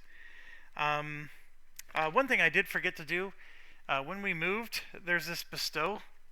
When you're in the same location as your liege, when they pay to enter a different location, your liege gains 1 experience point. So I'm going to take that 1 experience point we just spent and put it back. That was for when we moved from here to here. I'm just sort of retconning something. So I'm going to have our liege attack. The squire. He only has 1 action, but he's going to do it to attack. And we're going to attack the one with the vulnerable here. Because this says, after performing an attack, gain divinity equal to your vulnerables and the hostile vulnerables. Well, he has 2 vulnerables. That counts as 2. And that has 1, so he just got 3 more divinity. So he's up to 6.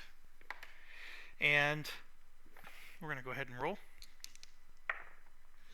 So I rolled a 10 and a 3.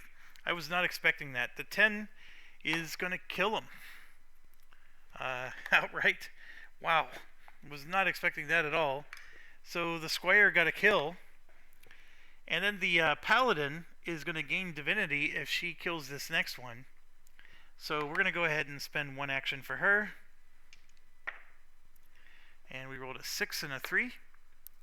The paladin needs to have a 10. She has a hand-to-hand of 1, so she gets the 7. The penetrate did not get through either, so she actually completely whiffed on that one. She needed a penetrate of 4. So she'll go ahead and attack again. And she missed both times, so that did not do us any good. We're going to roll to see if we're in shadows for our big rogue. That's a 9, so the answer is yes.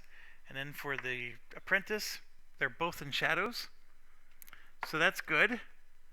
So we're going to go ahead and have the apprentice attack. And so we rolled a 2 and a 2. That is definitely a miss. But this is going to penetrate because it's not an unarmed attack with the apprentice. So we put a vulnerable on. And then we'll have the apprentice attack again. There's a 10-5. That's a kill. Alright, so we finish this thing off. It's going to give us 2 copper. And 4 experience points.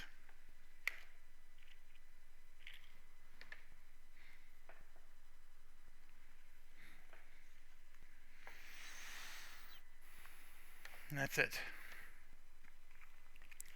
Alright, so we cleared all the rooms, but now we have this room here, the spike trap. And then we have the final room. So we need to move to here and then move to there to fight the final boss. And we have 3 turns left. We're in the middle of turn 3 at the moment. Some of our guys have completely gone. The paladin, the squire, the rogue apprentice called Bogan, and then even our wizard's gone. I forgot to spend the actions. But we have Gareth who can move, so we'll go ahead and do that. Well, not yet. We're going to have Lightfoot move to go into that next room. So Lightfoot is player 6. So everybody's back here again.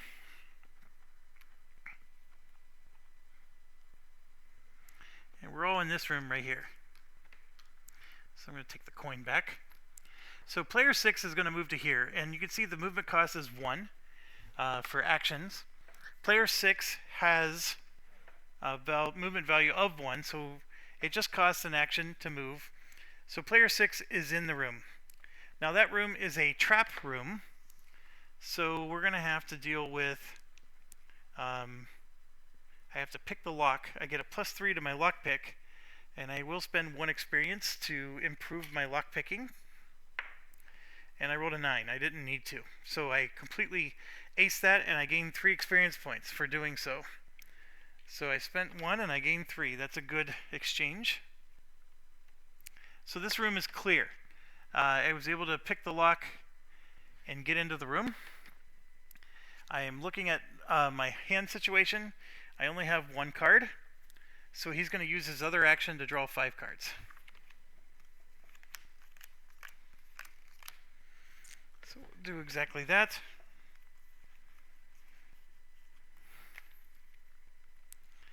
Alright, so that's his 2 actions.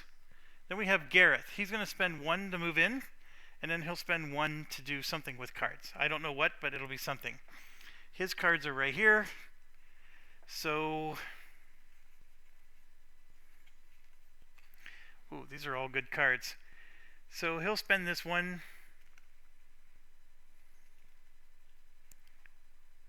Well,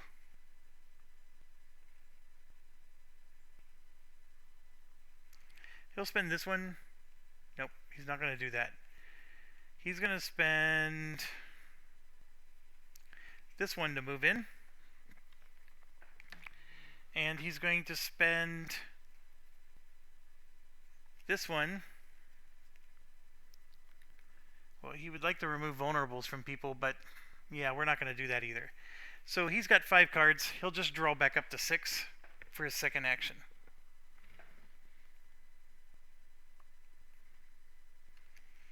And that's it. That's the end of the round. So everybody gets their actions back.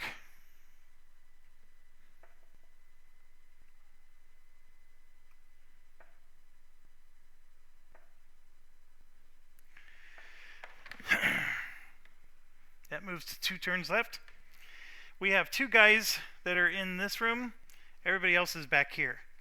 Now we got to do 2 moves to get in there, and we can't. You can only do 1 move per turn. So for the squire, the paladin's going to move first, and so she needs 1 movement point to get into the next room. And we will do the decisive attack. So paladin's going to move in, and then has 4 cards here, and we'll spend 1 of these cards to move the squire in as well.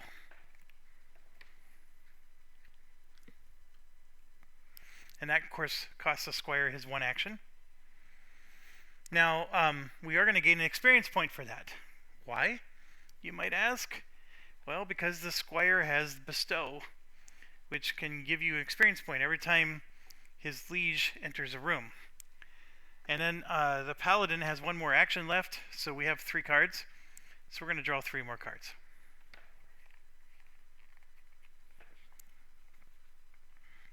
And there we go. Okay, the fighter is already in the room. He already has his 6 cards. He's going to spend 2 actions to remove vulnerability tokens. And the squire has 2 of them on him, so he's going to spend both of them to remove both vulnerabilities. The wizard needs to move in. So we're going to take her hand of cards. And she'll spend this location marker to go in for 1 action. And then for the other action, she's going to draw back up to 6 cards.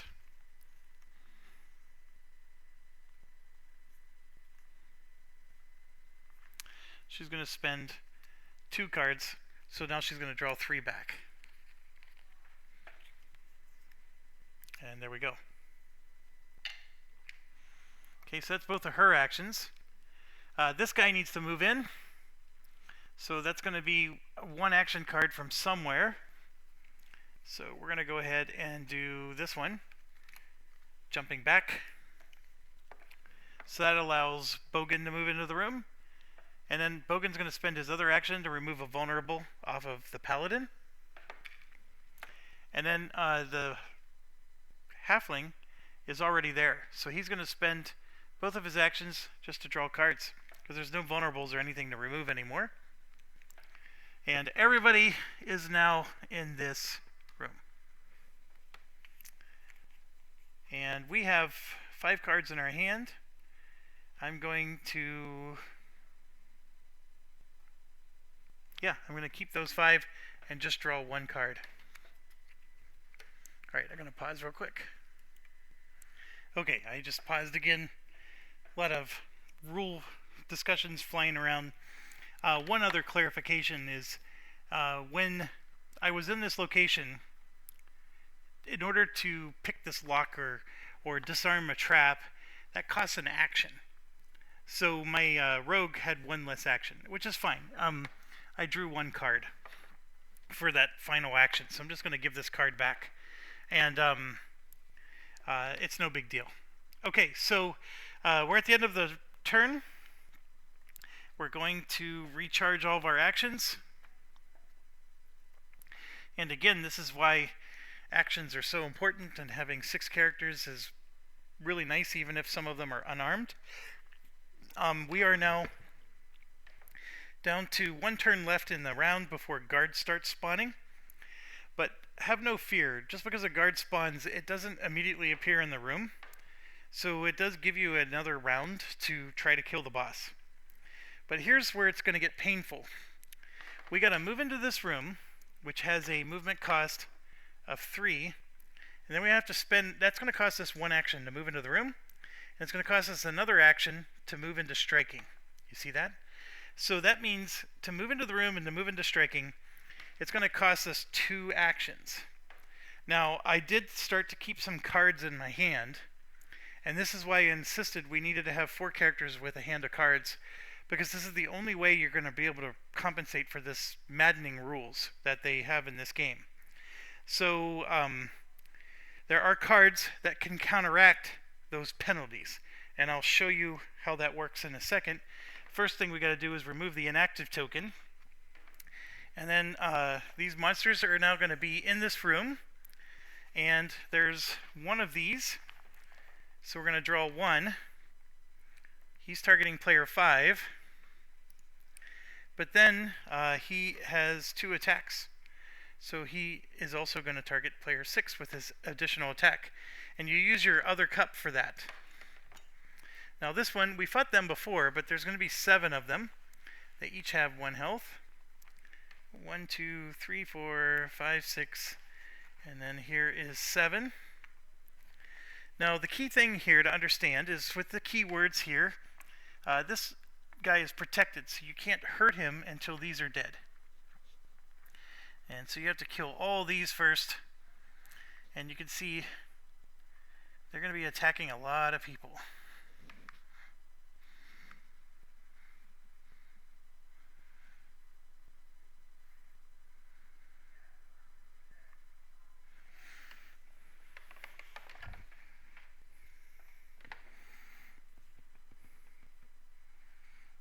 Okay.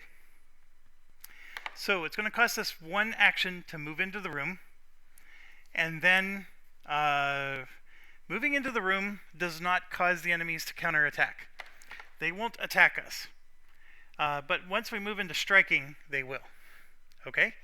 So I'm going to spend, well, hold on, let me look at all my cards. What we need is the card that says on the move. So this one's going to let somebody go into striking without having to pay an action. So I'm going to set these cards aside because we need those. And then this one here, play when you are paying an entrance cost, because that entrance cost of that room is 3. Add 3 to your movement value. So we're going to add this one here. This is the Paladin's cards. And then I got another melee. So 2 melee and a rush in. And then we're going to go to this guy. He's got a move. And he has a let's go. And this one we're going to play as well, but not yet. Then we go to our cleric, our wizard. We have another melee. And we have charge. For 3 experience points, it pays the action cost for every hero to perform a move this turn. So all heroes can move without having to spend an action. That is amazing, but it is expensive in terms of experience points, and I got it again. I actually had 2 of them, and then here's the Russian. So, okay. So I am going to spend the 3 experience points. Okay. So what this does is charge will pay the action for each hero to perform a move this turn. So that means we don't have to spend an action to move into that room. We still got to pay the movement costs and all that stuff, but this makes it so we don't lose an action of one of our 2 actions. So that's very good. You need to hold on to a card like that for the final boss, for sure. And because my Paladin's going to move in first, I am going to gain 1 experience point back, because the Paladin gains an experience every time, thanks to her liege. And then we're going to play Let's Go. This is the Cars theme song here. So it adds 1 to the movement values of all heroes this turn. So instead of paying 3 to enter that room, we only need to pay 2 now to enter the room. And that applies to everybody. So let's start with the Paladin first. We're going to get her into the room. I'm going to play Russian. So I don't have to spend any experience points because I'm paying it for myself. It adds 3 to my movement value. So she moves in without having to spend any other cards. So player 4 is in the room and at range 0. Okay? So then I'm looking around and I'm going to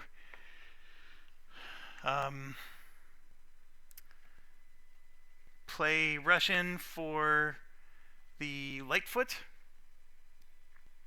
So that counts as 3 cards for Lightfoot. So that is player 6 is now in the room. And we also have,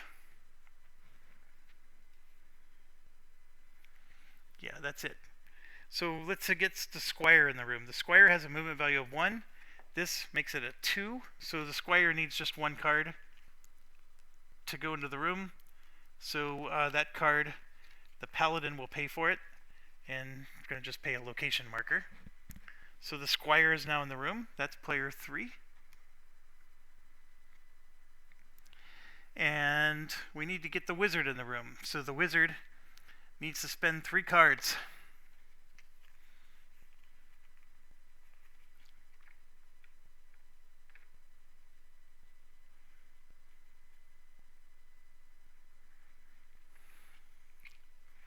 So there's the 3 cards.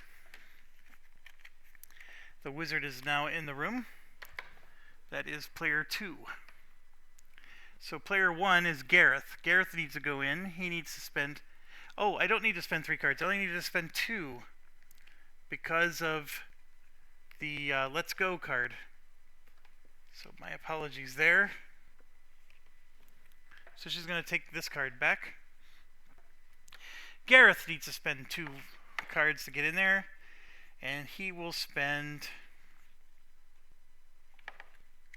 these 2. Move and Deadly Attack. And that is player 1. And player 5 is, oh, the other rogue. So Lightfoot's going to take care of this one. And what do we got to do?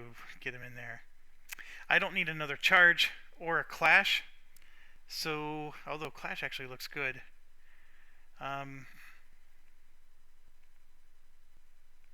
We're still going to do those 2.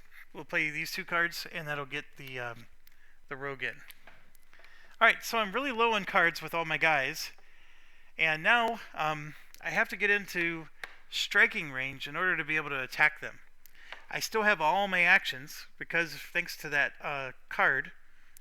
But now it's going to cost an action to move into striking range.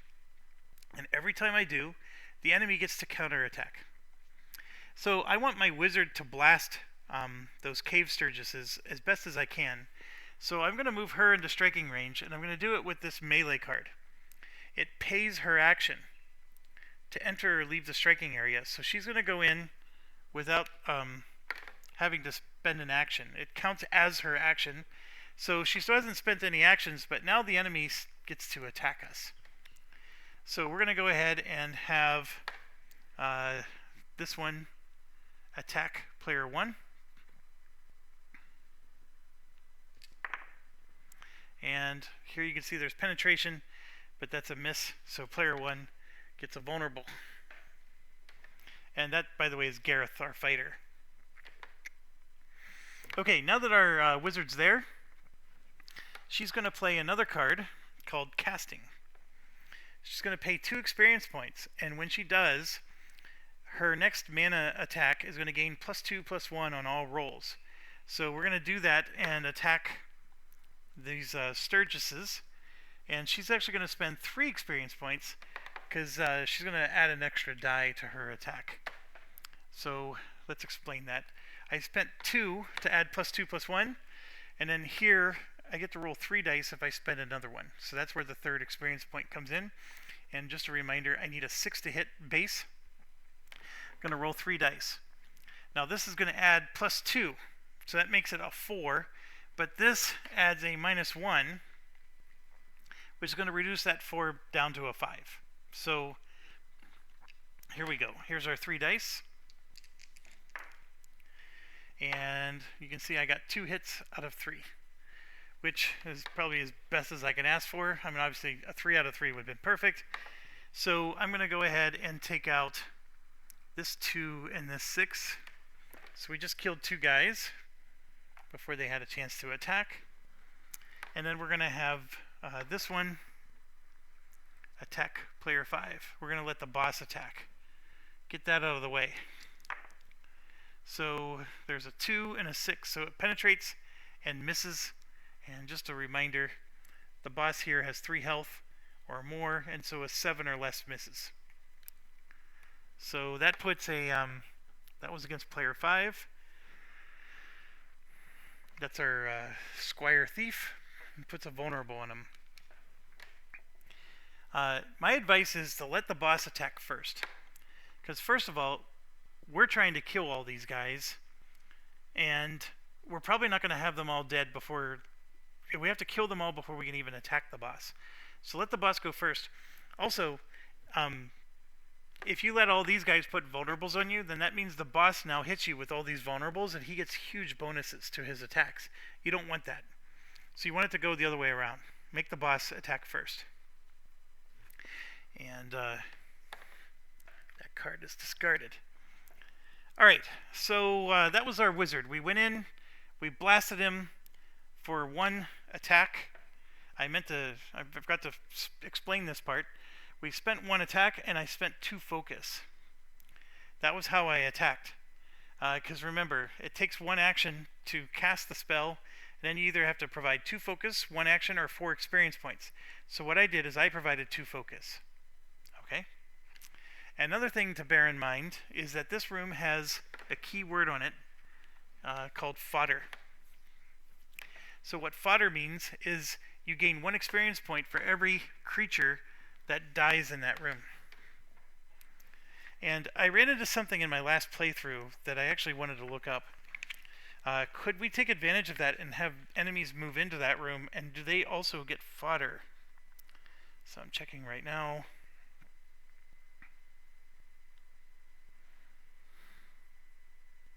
That's right, fodder is not listed anywhere in the rulebook. It's completely missing. So it's just plus 1 experience point. Alright. Well, I don't have to worry about that rule at the moment, but I can get that asked to the group. And the whole point of that, though, is we spent the focus, so now I can spend another action to attack again. And then this time, there's a card here. Pays 1 action of the cost for you or any hero to perform an attack. So it's going to cost us an experience point, and then I'm going to spend another experience point to roll an extra die. So we're going to spend 2 experience points to do that. And here we go. And so I'm going to once again roll 3 dice, and the mage is going to cast a second time. And there's 1, 2 hits again out of 3. So we're going to go ahead and kill and kill. I definitely like that. Just killed 2 more. And so now the boss is going to attack player 6.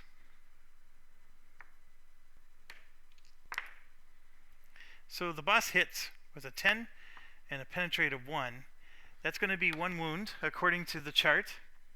Player 6 is Lightfoot, the halfling. And yeah, that's going to wound Lightfoot, so we take 1 wound. Now, I might have a card that deflects wounds. I do, and actually Lightfoot has it. When you're about to suffer wounds, suffer 1 fewer wounds. So that's exactly what he'll play, and so that wound goes right back in the box. Alright, I gotta pause. I'll be right back. Okay, I am back. Let's continue our romp here. One rule that we need to rectify right now is that the room has an environment situation. So see how it says hot 4+? Basically, every round we're in this room, it's got lava and stuff. So we have to roll. If we roll less than a 4, so a 1, 2, or 3, we're going to take a damage. So we got to take care of that right now. And if you have the hardy skill, you get to ignore that damage. It's sort of like a toughness. So we're going to start with Nathaniel here, the Squire, then the Paladin, then the Fighter, Fighter takes the damage. So he's going to use his toughness to shake it off. The wizard. The Squire Thief takes the damage, and then the thief does not. So Squire Thief takes the damage. That hurts, but that's okay. We might be able to cast a heal spell or something. Alright, let's keep going. We've just gone with... Our wizards basically attack twice. So the move in caused a counter attack, first attack caused a counter, and then the second attack caused another counter. So it's up to us. The wizard is out of actions, so nothing I can do there. Let's see if we are in shadows. So we're going to check with the first character, and let's see. He needs a 9 to be in shadows, or I can spend an experience point to make it a 7. I'm going to just roll for the 9. I rolled a 4. The room adds a +1, so he failed to go into shadows. And then for our guy, we could get into shadows here. Oh, I have a card that helps him. Right here, quiet. It's going to add +4 to his shadow roll. So we're going to roll 4. +4 is 8, and that's enough. 8's all we needed. So, so we got 1 in shadows, but the other one did not. And that's fine.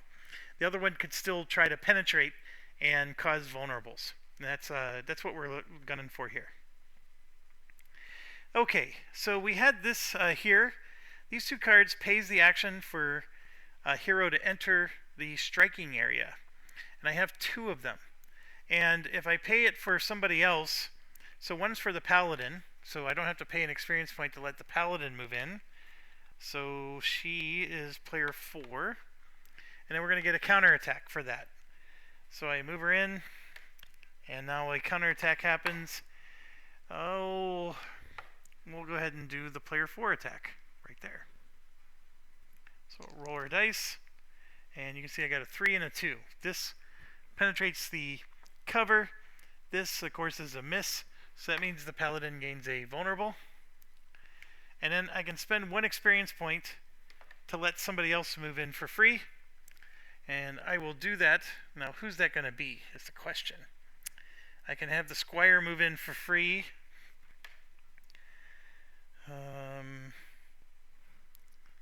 I can have Gareth move in for free.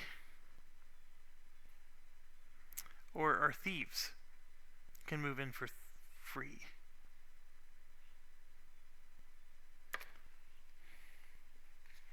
And those are the only ones I have there. Well, I'm going to have Gareth move in for free. So that's going to cost me 1 experience point. And so Gareth will also move in. He's player 1. And then we're going to get our last counterattack here. I'm almost at a point where I don't even care. Just let them counterattack. And that's a 5 and a 6. The 5 is a miss. But player 3 gets a vulnerable, and that's our Squire. Okay, so now the Squire is going to move in. And that costs him an action, and that's his whole move for the turn. And then 5 and 6 are going to move in, and that costs each of them an action. So that's both of our rogues. And then I have this card here. If hero is in shadows, they gain an action. So I'm going to give that to my Lightfoot rogue. So his action point comes back. And let's murder, death, kill these things. So there's 3 enemies left. Remember, I'm unarmed. We're going to go ahead and do this attack with this guy. He needs a 11 to hit, which is impossible. But we're going to try to at least get a vulnerable in one of these bats. So we do. We got 4 penetration. That puts a vulnerable on the bat. And we're going to go ahead and put it on this one right here. And so now we got some actions for our thief. Our thief is unarmed. But he's going to go after this one. So here's the first attack action. I rolled a 3, which isn't going to cut the mustard. I get to add a plus 3 for being unarmed. But I do penetrate, so the vulnerable goes up to, well, hold on, 3 Plus 3 is 6, plus 2 is 8. Yeah, it's not enough, but I do get to add another vulnerable. So now I'm going to go ahead and do another attack with my thief against the same guy. And there we go. There's a 7. That's a kill. So we just killed this one. And now I got 2 paladin actions and 2 Gareth actions. Both of them are unarmed. So we're going to go with the paladin. We're going to attack number 4 here. That is a hit. And that's a penetrate. So that's a kill. So the paladin is going to gain 2 divinity for that. Now, I am aware that I have a wound. I need to heal. But I think I'm going to do that later. Because right now if I cast a heal wounds, I heal 2 wounds. I don't just heal 1. And I would like to get 1 more wound somewhere else. And if anything, let's just get another kill in. So Paladin's going to attack the other one. And I rolled a 1, and then this 5 penetrates, even though this does not. So the Paladin put a vulnerable here. And now we're going to go to Gareth. Gareth is going to roll. And Gareth rolled a 10 and a 6. That is a kill. So we just finished this particular enemy off. I'm going to leave it here to the side, because if we get guards that appear, that enemy will definitely, the guards will replenish that enemy. But you don't gain the rewards twice. So any new enemies that spawn in a room that don't spawn when that room is originally created, you don't get rewards for. So that's a key thing to remember. But in this case, we're going to get 1 silver and 1 copper for a reward, and we're going to get 5 experience points, which we do need. We spent a lot. And because of the fodder keyword, according to Board Game Geek, fodder says you gain experience points for every enemy killed in this room, unless it's the objective enemy. Now the objective enemy is Gritmore. These are just minions. So I'm going to say that we do get the experience points for these. So I'm going to take 7 more experience, because we killed 7 creatures. And if a guard were to spawn, we're actually going to, the fodder applies to that. But like I said, if guards were to come, we're going to need that card back. But for now, I'm going to be optimistic. And Gareth has 1 more action, so we're going to use it against this boss. This boss has a blunt +2, meaning that he's susceptible to maces and other blunt objects. And it just so happens that unarmed combat has a blunt keyword. So he's going to get to add the blunt to his value. So let's go ahead and roll for him. And he rolled a 10, but this 1 stinks. He didn't penetrate. But the 10 was fantastic. And that would put a vulnerable on the boss, but the boss, it's the end of the round, so the boss is going to discard all of his vulnerables. We don't, but the boss does. Everybody gets their actions back. And we're going to start a next round. So here we just hit G, so I need to roll. And I got a 9, which is not good. We wanted a lower number. And I need to find a token for this. I don't know what token I'm supposed to be using for guards, but we'll just go ahead and use this particular token. And it's here. So that means the guard's going to arrive next turn. So we got to kill this guy this round, or we're toast. He gets his actions refreshed, by the way. Alright, so we stay in striking range, thankfully. And oh, I forgot, we are playing this card. When a hero eliminates a hostile, we're going to gain experience points equal to their printed health. So his health is 4. So I'm just going to lay that right there so we don't forget that we are going to do that. And alright, let's figure this guy out. The unarmed attacks actually get an advantage. So I'm gonna roll for the stealth for our characters. So this is the Squire Thief. That's a miss. And then we're going to do Lightfoot. That's also, well, no, hold on. That's 7 plus 1 is 8. His stealth is shadows is 8, so he stays in shadows. So he made it. He got a +1 from the room. All right, so we got the same situation where one's in shadows, the other's not. I could have our thief who's not in shadows do 2 attacks, which is not going to hurt this guy, but it will help us put vulnerables on him. And yeah, I'm going to do exactly that. We're going to go ahead and roll for the thief that's not in shadows. So this is a big fat miss, but right there is a 4 penetration, and you need a 2 to penetrate him. So that lets us put a vulnerable on him, and that's what we're trying to do. And then he's going to counterattack, and we'll have him attack number 6. And you can see he rolled a 5 and a 3, and player 6 has no vulnerables on him. A 5 is a miss, so we're going to get a vulnerable on player 6. Then we're going to do it again. Oh gosh, I rolled a 10 and a 1. So this vulnerable makes this a 12 and that a 2. And that's a hit. Oh my gosh. We did a wound to this guy. And then he's going to attack player 5 now. And he rolls an 8 and a 1.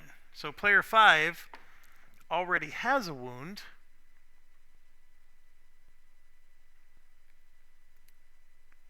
Well, I need to really be mindful of this because player 5 could actually get knocked unconscious because of this. And 8 in this situation is a vulnerable. It is not a hit. It's a vulnerable. Let's move this closer for you. So, and 8, he still has 3 health. And 8 is a vulnerable, and then 1 random. So what happens is his vulnerable goes up.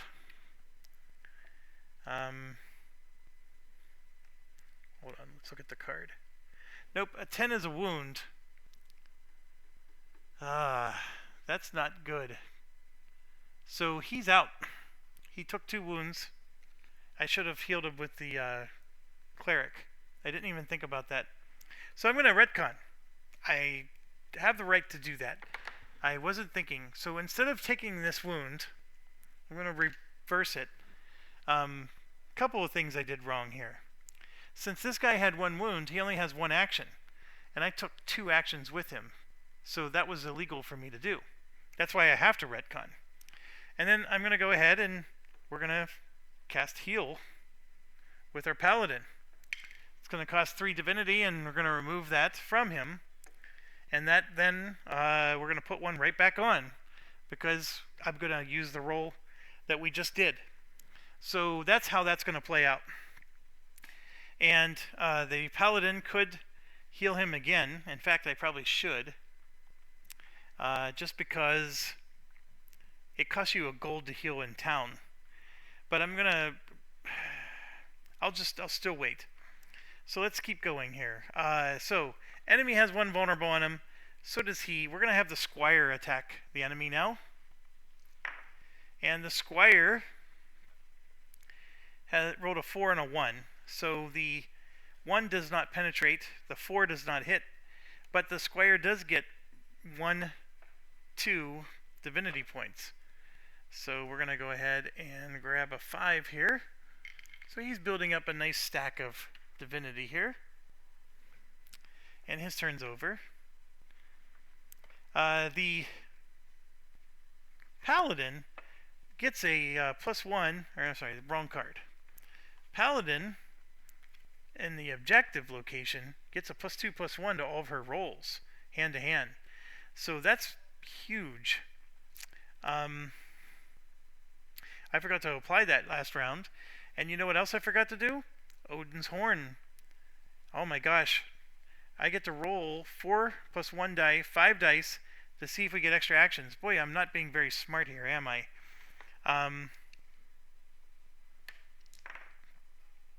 So there's 1 hit,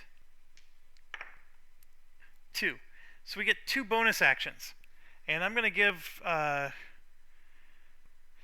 1 bonus action to the paladin. In fact, I'm going to give both bonus actions to the Paladin. So the Paladin actually has 3 actions right now. And also, for Ra the Creator, we get to do something. So here we're going to roll 4 dice. And a 5 or better. There's 3 5s right there. 1, 2, 3. And then here's the 4th one. All 4 of them are successes.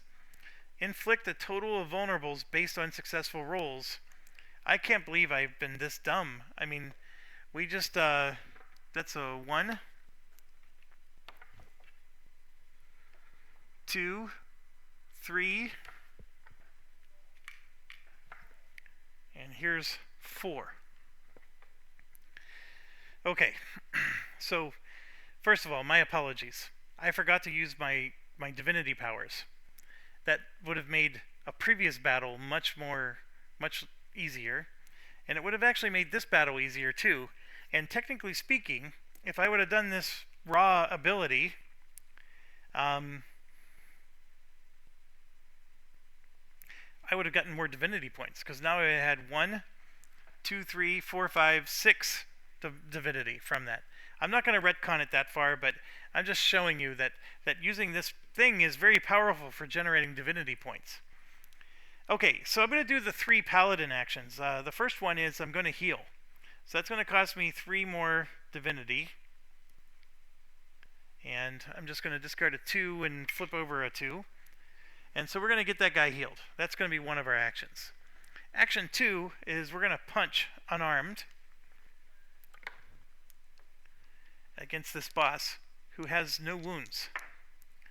And I rolled a 1 of all things. So I get to add 4, 8, 10 to my roll. So I actually rolled an 11, which is a smashing hit. And then I rolled a 5 for penetration, so I penetrated. So 1 wound goes on him. And I gain 2 divinity.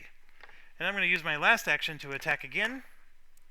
And I did the exact same thing. This still is enough penetration. And my gosh, this is 2, 4, 5 penetration right there. I don't even have to roll penetration. So the paladin's done, but I just gained 4 divinity back. And that was the thing I wanted to do. I wanted to get back some divinity, and we added another wound.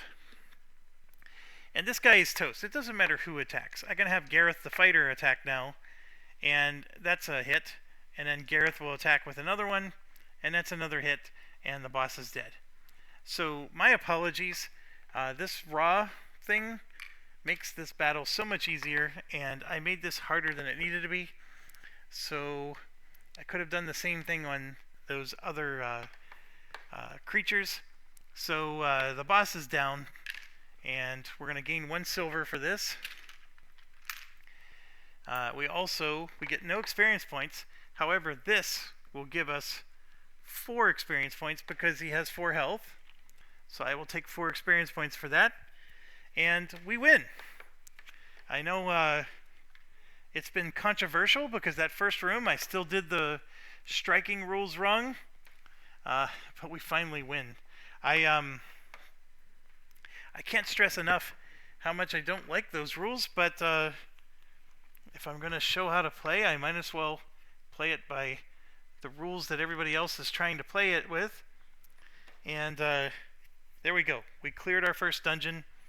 So I'm just cleaning up some of the cards here. And then what you do is you take one of these clear tokens and you put it on the board right here where it says Tavernkeep. The next town is going to be Silvergate. So we're going to move our little marker down to where Silvergate is, and we'll set that up later. The particular location that we cleared has 4 hero points written on it. So that gives us 4 gold. So I'm collecting that right now. And then also the Paladin, because she has Odin, she gets divinity equal to the adventurer's hero points plus 2. So that's going to be 6 divinity points for her.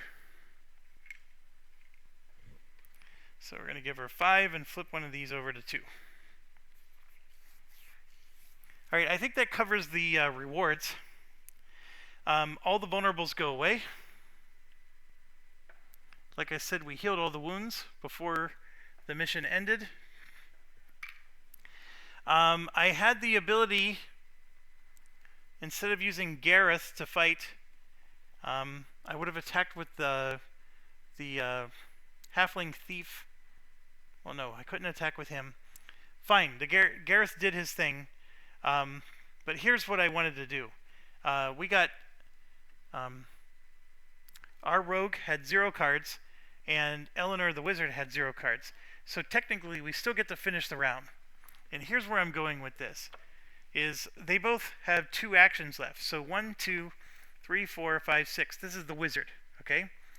I am drawing, and I'm looking for that card that gives me money. I didn't get it, so I'm going to discard all those cards. We're going to draw 6 more. And I'm looking, and I didn't get it. So now the rogue's going. 1, 2, 3, 4, 5, 6. He's looking for, there it is, right there. Found by chance. So he's going to play that card at the end of the round. We're going to spend 1 experience point and gain 1 silver. And I know that's cheesy, but you want to do it, folks. You really do. That 1 experience point for 1 silver is a wonderful exchange. And there we go. Okay, we need to level our guys up. We need to do all kinds of fun, juicy stuff. We have 4 gold here from finishing the mission. And then this is another gold. That is another gold. And that is another gold. So that's our situation. Okay, first thing I'm going to do is I'm going to spend 4 gold to get a wizard skill called Storyteller. Once per town, during the town activity step, gain copper coins equal to the number of adventures cleared. And right now, that is only 1 adventure. So right now, we're going to get 1 copper coin back for doing that. I spent 4 gold to get 1 copper. But remember, we're doing an entire campaign. And so because we're doing an entire campaign, it will take 2 or 3 adventures, but we will get that money back. The next one we want to get is we want to level up our apprentice rogue here. It only costs him 1 gold to level up to 2nd level. And in doing so, he's going to go from level 1 to level 2. Here you can see his to hit is going to drop to 10, which is a little better. His stealth remains the same, that's the same, that's the same, but he gets Apprentice 2 skill. So for 1 gold, we're moving to Apprentice 2. And that's what we want. Apprentice 2 allows us to gain 1 copper every time we move into a new room. And so the theme of the day here is money, money, money. Why do I want money? Well, money is how you level up your heroes. So you might be thinking, well, geez, you got unarmed guys, Jeff. You should really be doing something else here. You're right. I just don't have an infinite supply of money, but I am investing in my future. So we're going to do a little bit of pain because this is just a nuisance level dungeon. And if you notice, we passed it. Even with the new stupid rules, we still passed it. And so we're going to pass the next one too, even if we still have to have unarmed people. And we're eventually going to get weapons, and we're going to eventually get those things that we need to have creature comforts. But the key thing here is we're going to make money. And that money is going to help us level up later.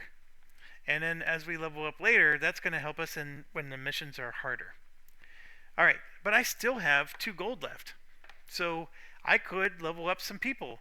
Or better yet, we can try buying some weapons. So let's do that. So our rogue, for example, could really use a dagger. Although now that we learned about the striking rules, I'm wondering if our rogue shouldn't have that short bow. So there was a short bow here. There's a great bow. That's no good. This one here is really nice. It's called a lucky short sword. But right here, there's a light crossbow. It only costs 1 copper. And it has a stealth +3/+2, meaning that if you're in stealth, you get a +3 to your roll, and you only need a 9 to hit. You start with 1 experience as well, which is really impressive. It is a penetration of -1. It's a single shot. Every 20 corals cost 1 copper. So it does cost money to equip. And yeah, it just shoots one at a time, but why not? I mean, the other one is a short bow. That also has a penetration of -1. It's bolt action.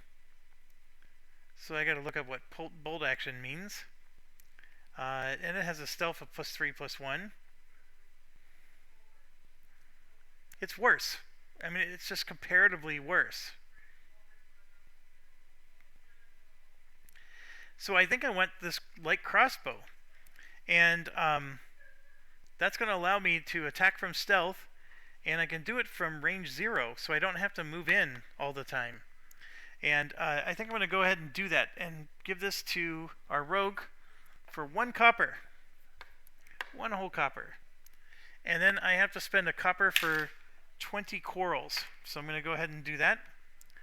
And the corals are all the way here at the other end of my table. So you can see this is a 6. Those look like arrows. These would be corals. So here's 8. There's 10 for 18. And then I pretty much shouldn't care that if it's arrows or not. And there's 20. So there's 20 corals right there. And I'm going to go ahead and put that on his weapon. So now he can attack from range 0 and possibly do some damage there. He gets a +3 to his rolls if he's attacking from stealth, and a +2 to his penetration. And now, granted, the light crossbow applies a -1, but that doesn't matter. That's still an overall +1 to penetration, which is very, very good. All right, I'm looking up what bolt action means. Can attack once per turn as normal. Every additional attack each turn requires a discard.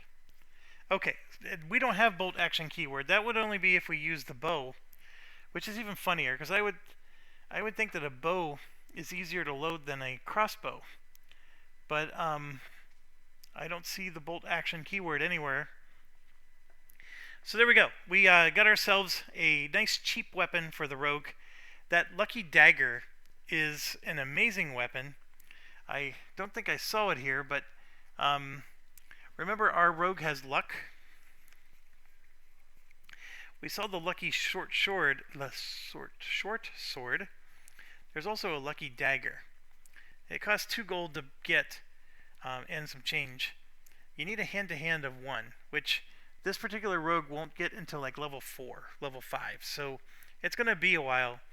But you only need a 7 to hit. You get a 2 for your stealth. But look at this. You add a 2/1 for every luck you have that's unused.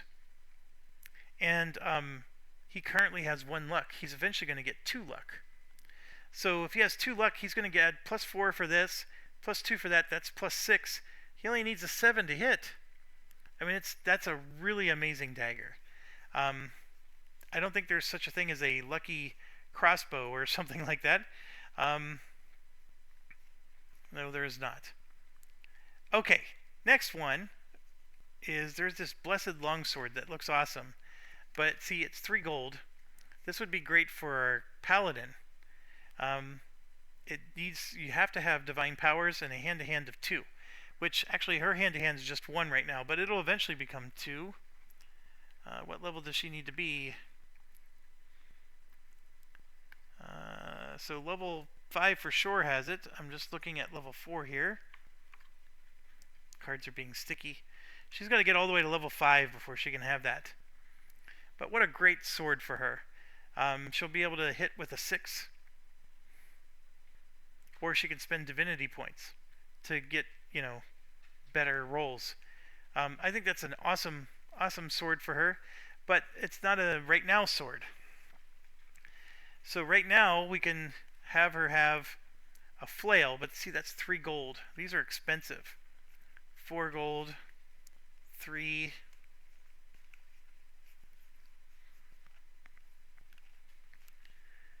You can do a short sword, which is crap, but you hit with a 7 instead of a 10, Because when you're unarmed, you hit with a 10. So this is like getting a +3. I mean, it's a crappy short sword, but it would work. A hammer, basic one, hits with a 7. There is a stealth component, but I mean, we can make it work. I'm going to set that aside. A club.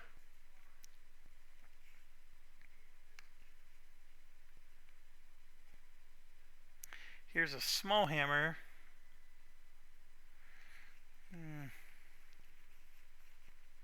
Footman's flail, 2 gold. It's a little more expensive. A long sword is 2 gold. A mace is 2 gold. So that's what we're up against. So Gareth and Joanna don't have weapons yet. So I could get like a crappy hammer for 1 gold, 1 silver. But then I'd only have 3 copper left. I just don't like it.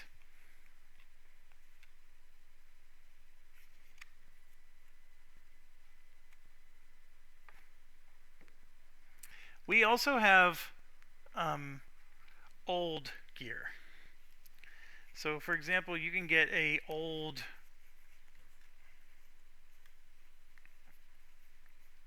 short sword or an old long sword. The reason, so this is a lot cheaper to obtain. However, it can break if you roll 1. So that's the thing you got to be really careful of. You can always spend an experience point to prevent it from breaking. So the old is not horrible. You're just going to lose an experience point every time you roll a break, or otherwise you lose the weapon. And the rules are very generous here. I can sell this for full price. So if I ever want to upgrade to like the Blessed Longsword or something, I can get my 1 gold, 3 copper back. And so we have an old mace and an old longsword, and that would do the trick. And that would be 1 gold, 3 copper each. So let's do that. So this is 1 gold. Oh gosh, 2 gold. I don't have enough. Don't have enough. 1 gold, 3 copper is too expensive.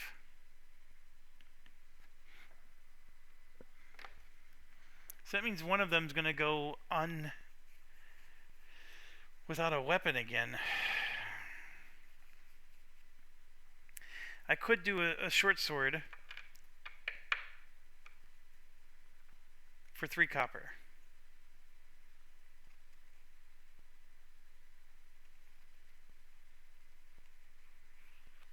Fine, I'll do that. So we're going to do an old longsword for the paladin, and then we're going to do an old short sword for Gareth, and you can see it's 1 gold, 3 copper, and then 3 more copper. So 1 gold, 3 copper. I don't have it. Dang it. I don't have it. So I can buy one of them a weapon, and that's it.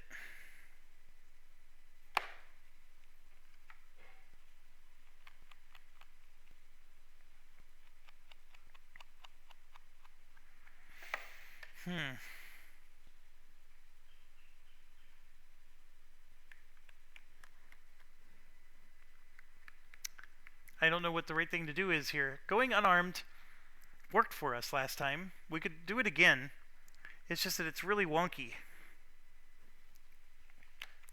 Alright, I'm going to upgrade my squire to level 2. Why? Because he gets armor, and I'm going to upgrade him to level 3, in fact. So his level 1 costs 2 gold, and to get to level 3, it costs 4 gold, or 1 and 1. So 2 gold gets him to a 3rd level squire. 3rd level squire still only gets 1 action, but he gets leather armor, and he has bestow 2, which means that every time we move to a new room, he can give an experience point, or he can give divinity points, which is pretty awesome. So he gains 1 experience or 2 divinity. Now, because we have humble, we're only going to get 1 divinity instead of 2. Is that worth it? I mean, I'm sitting here talking about let's get some weapons.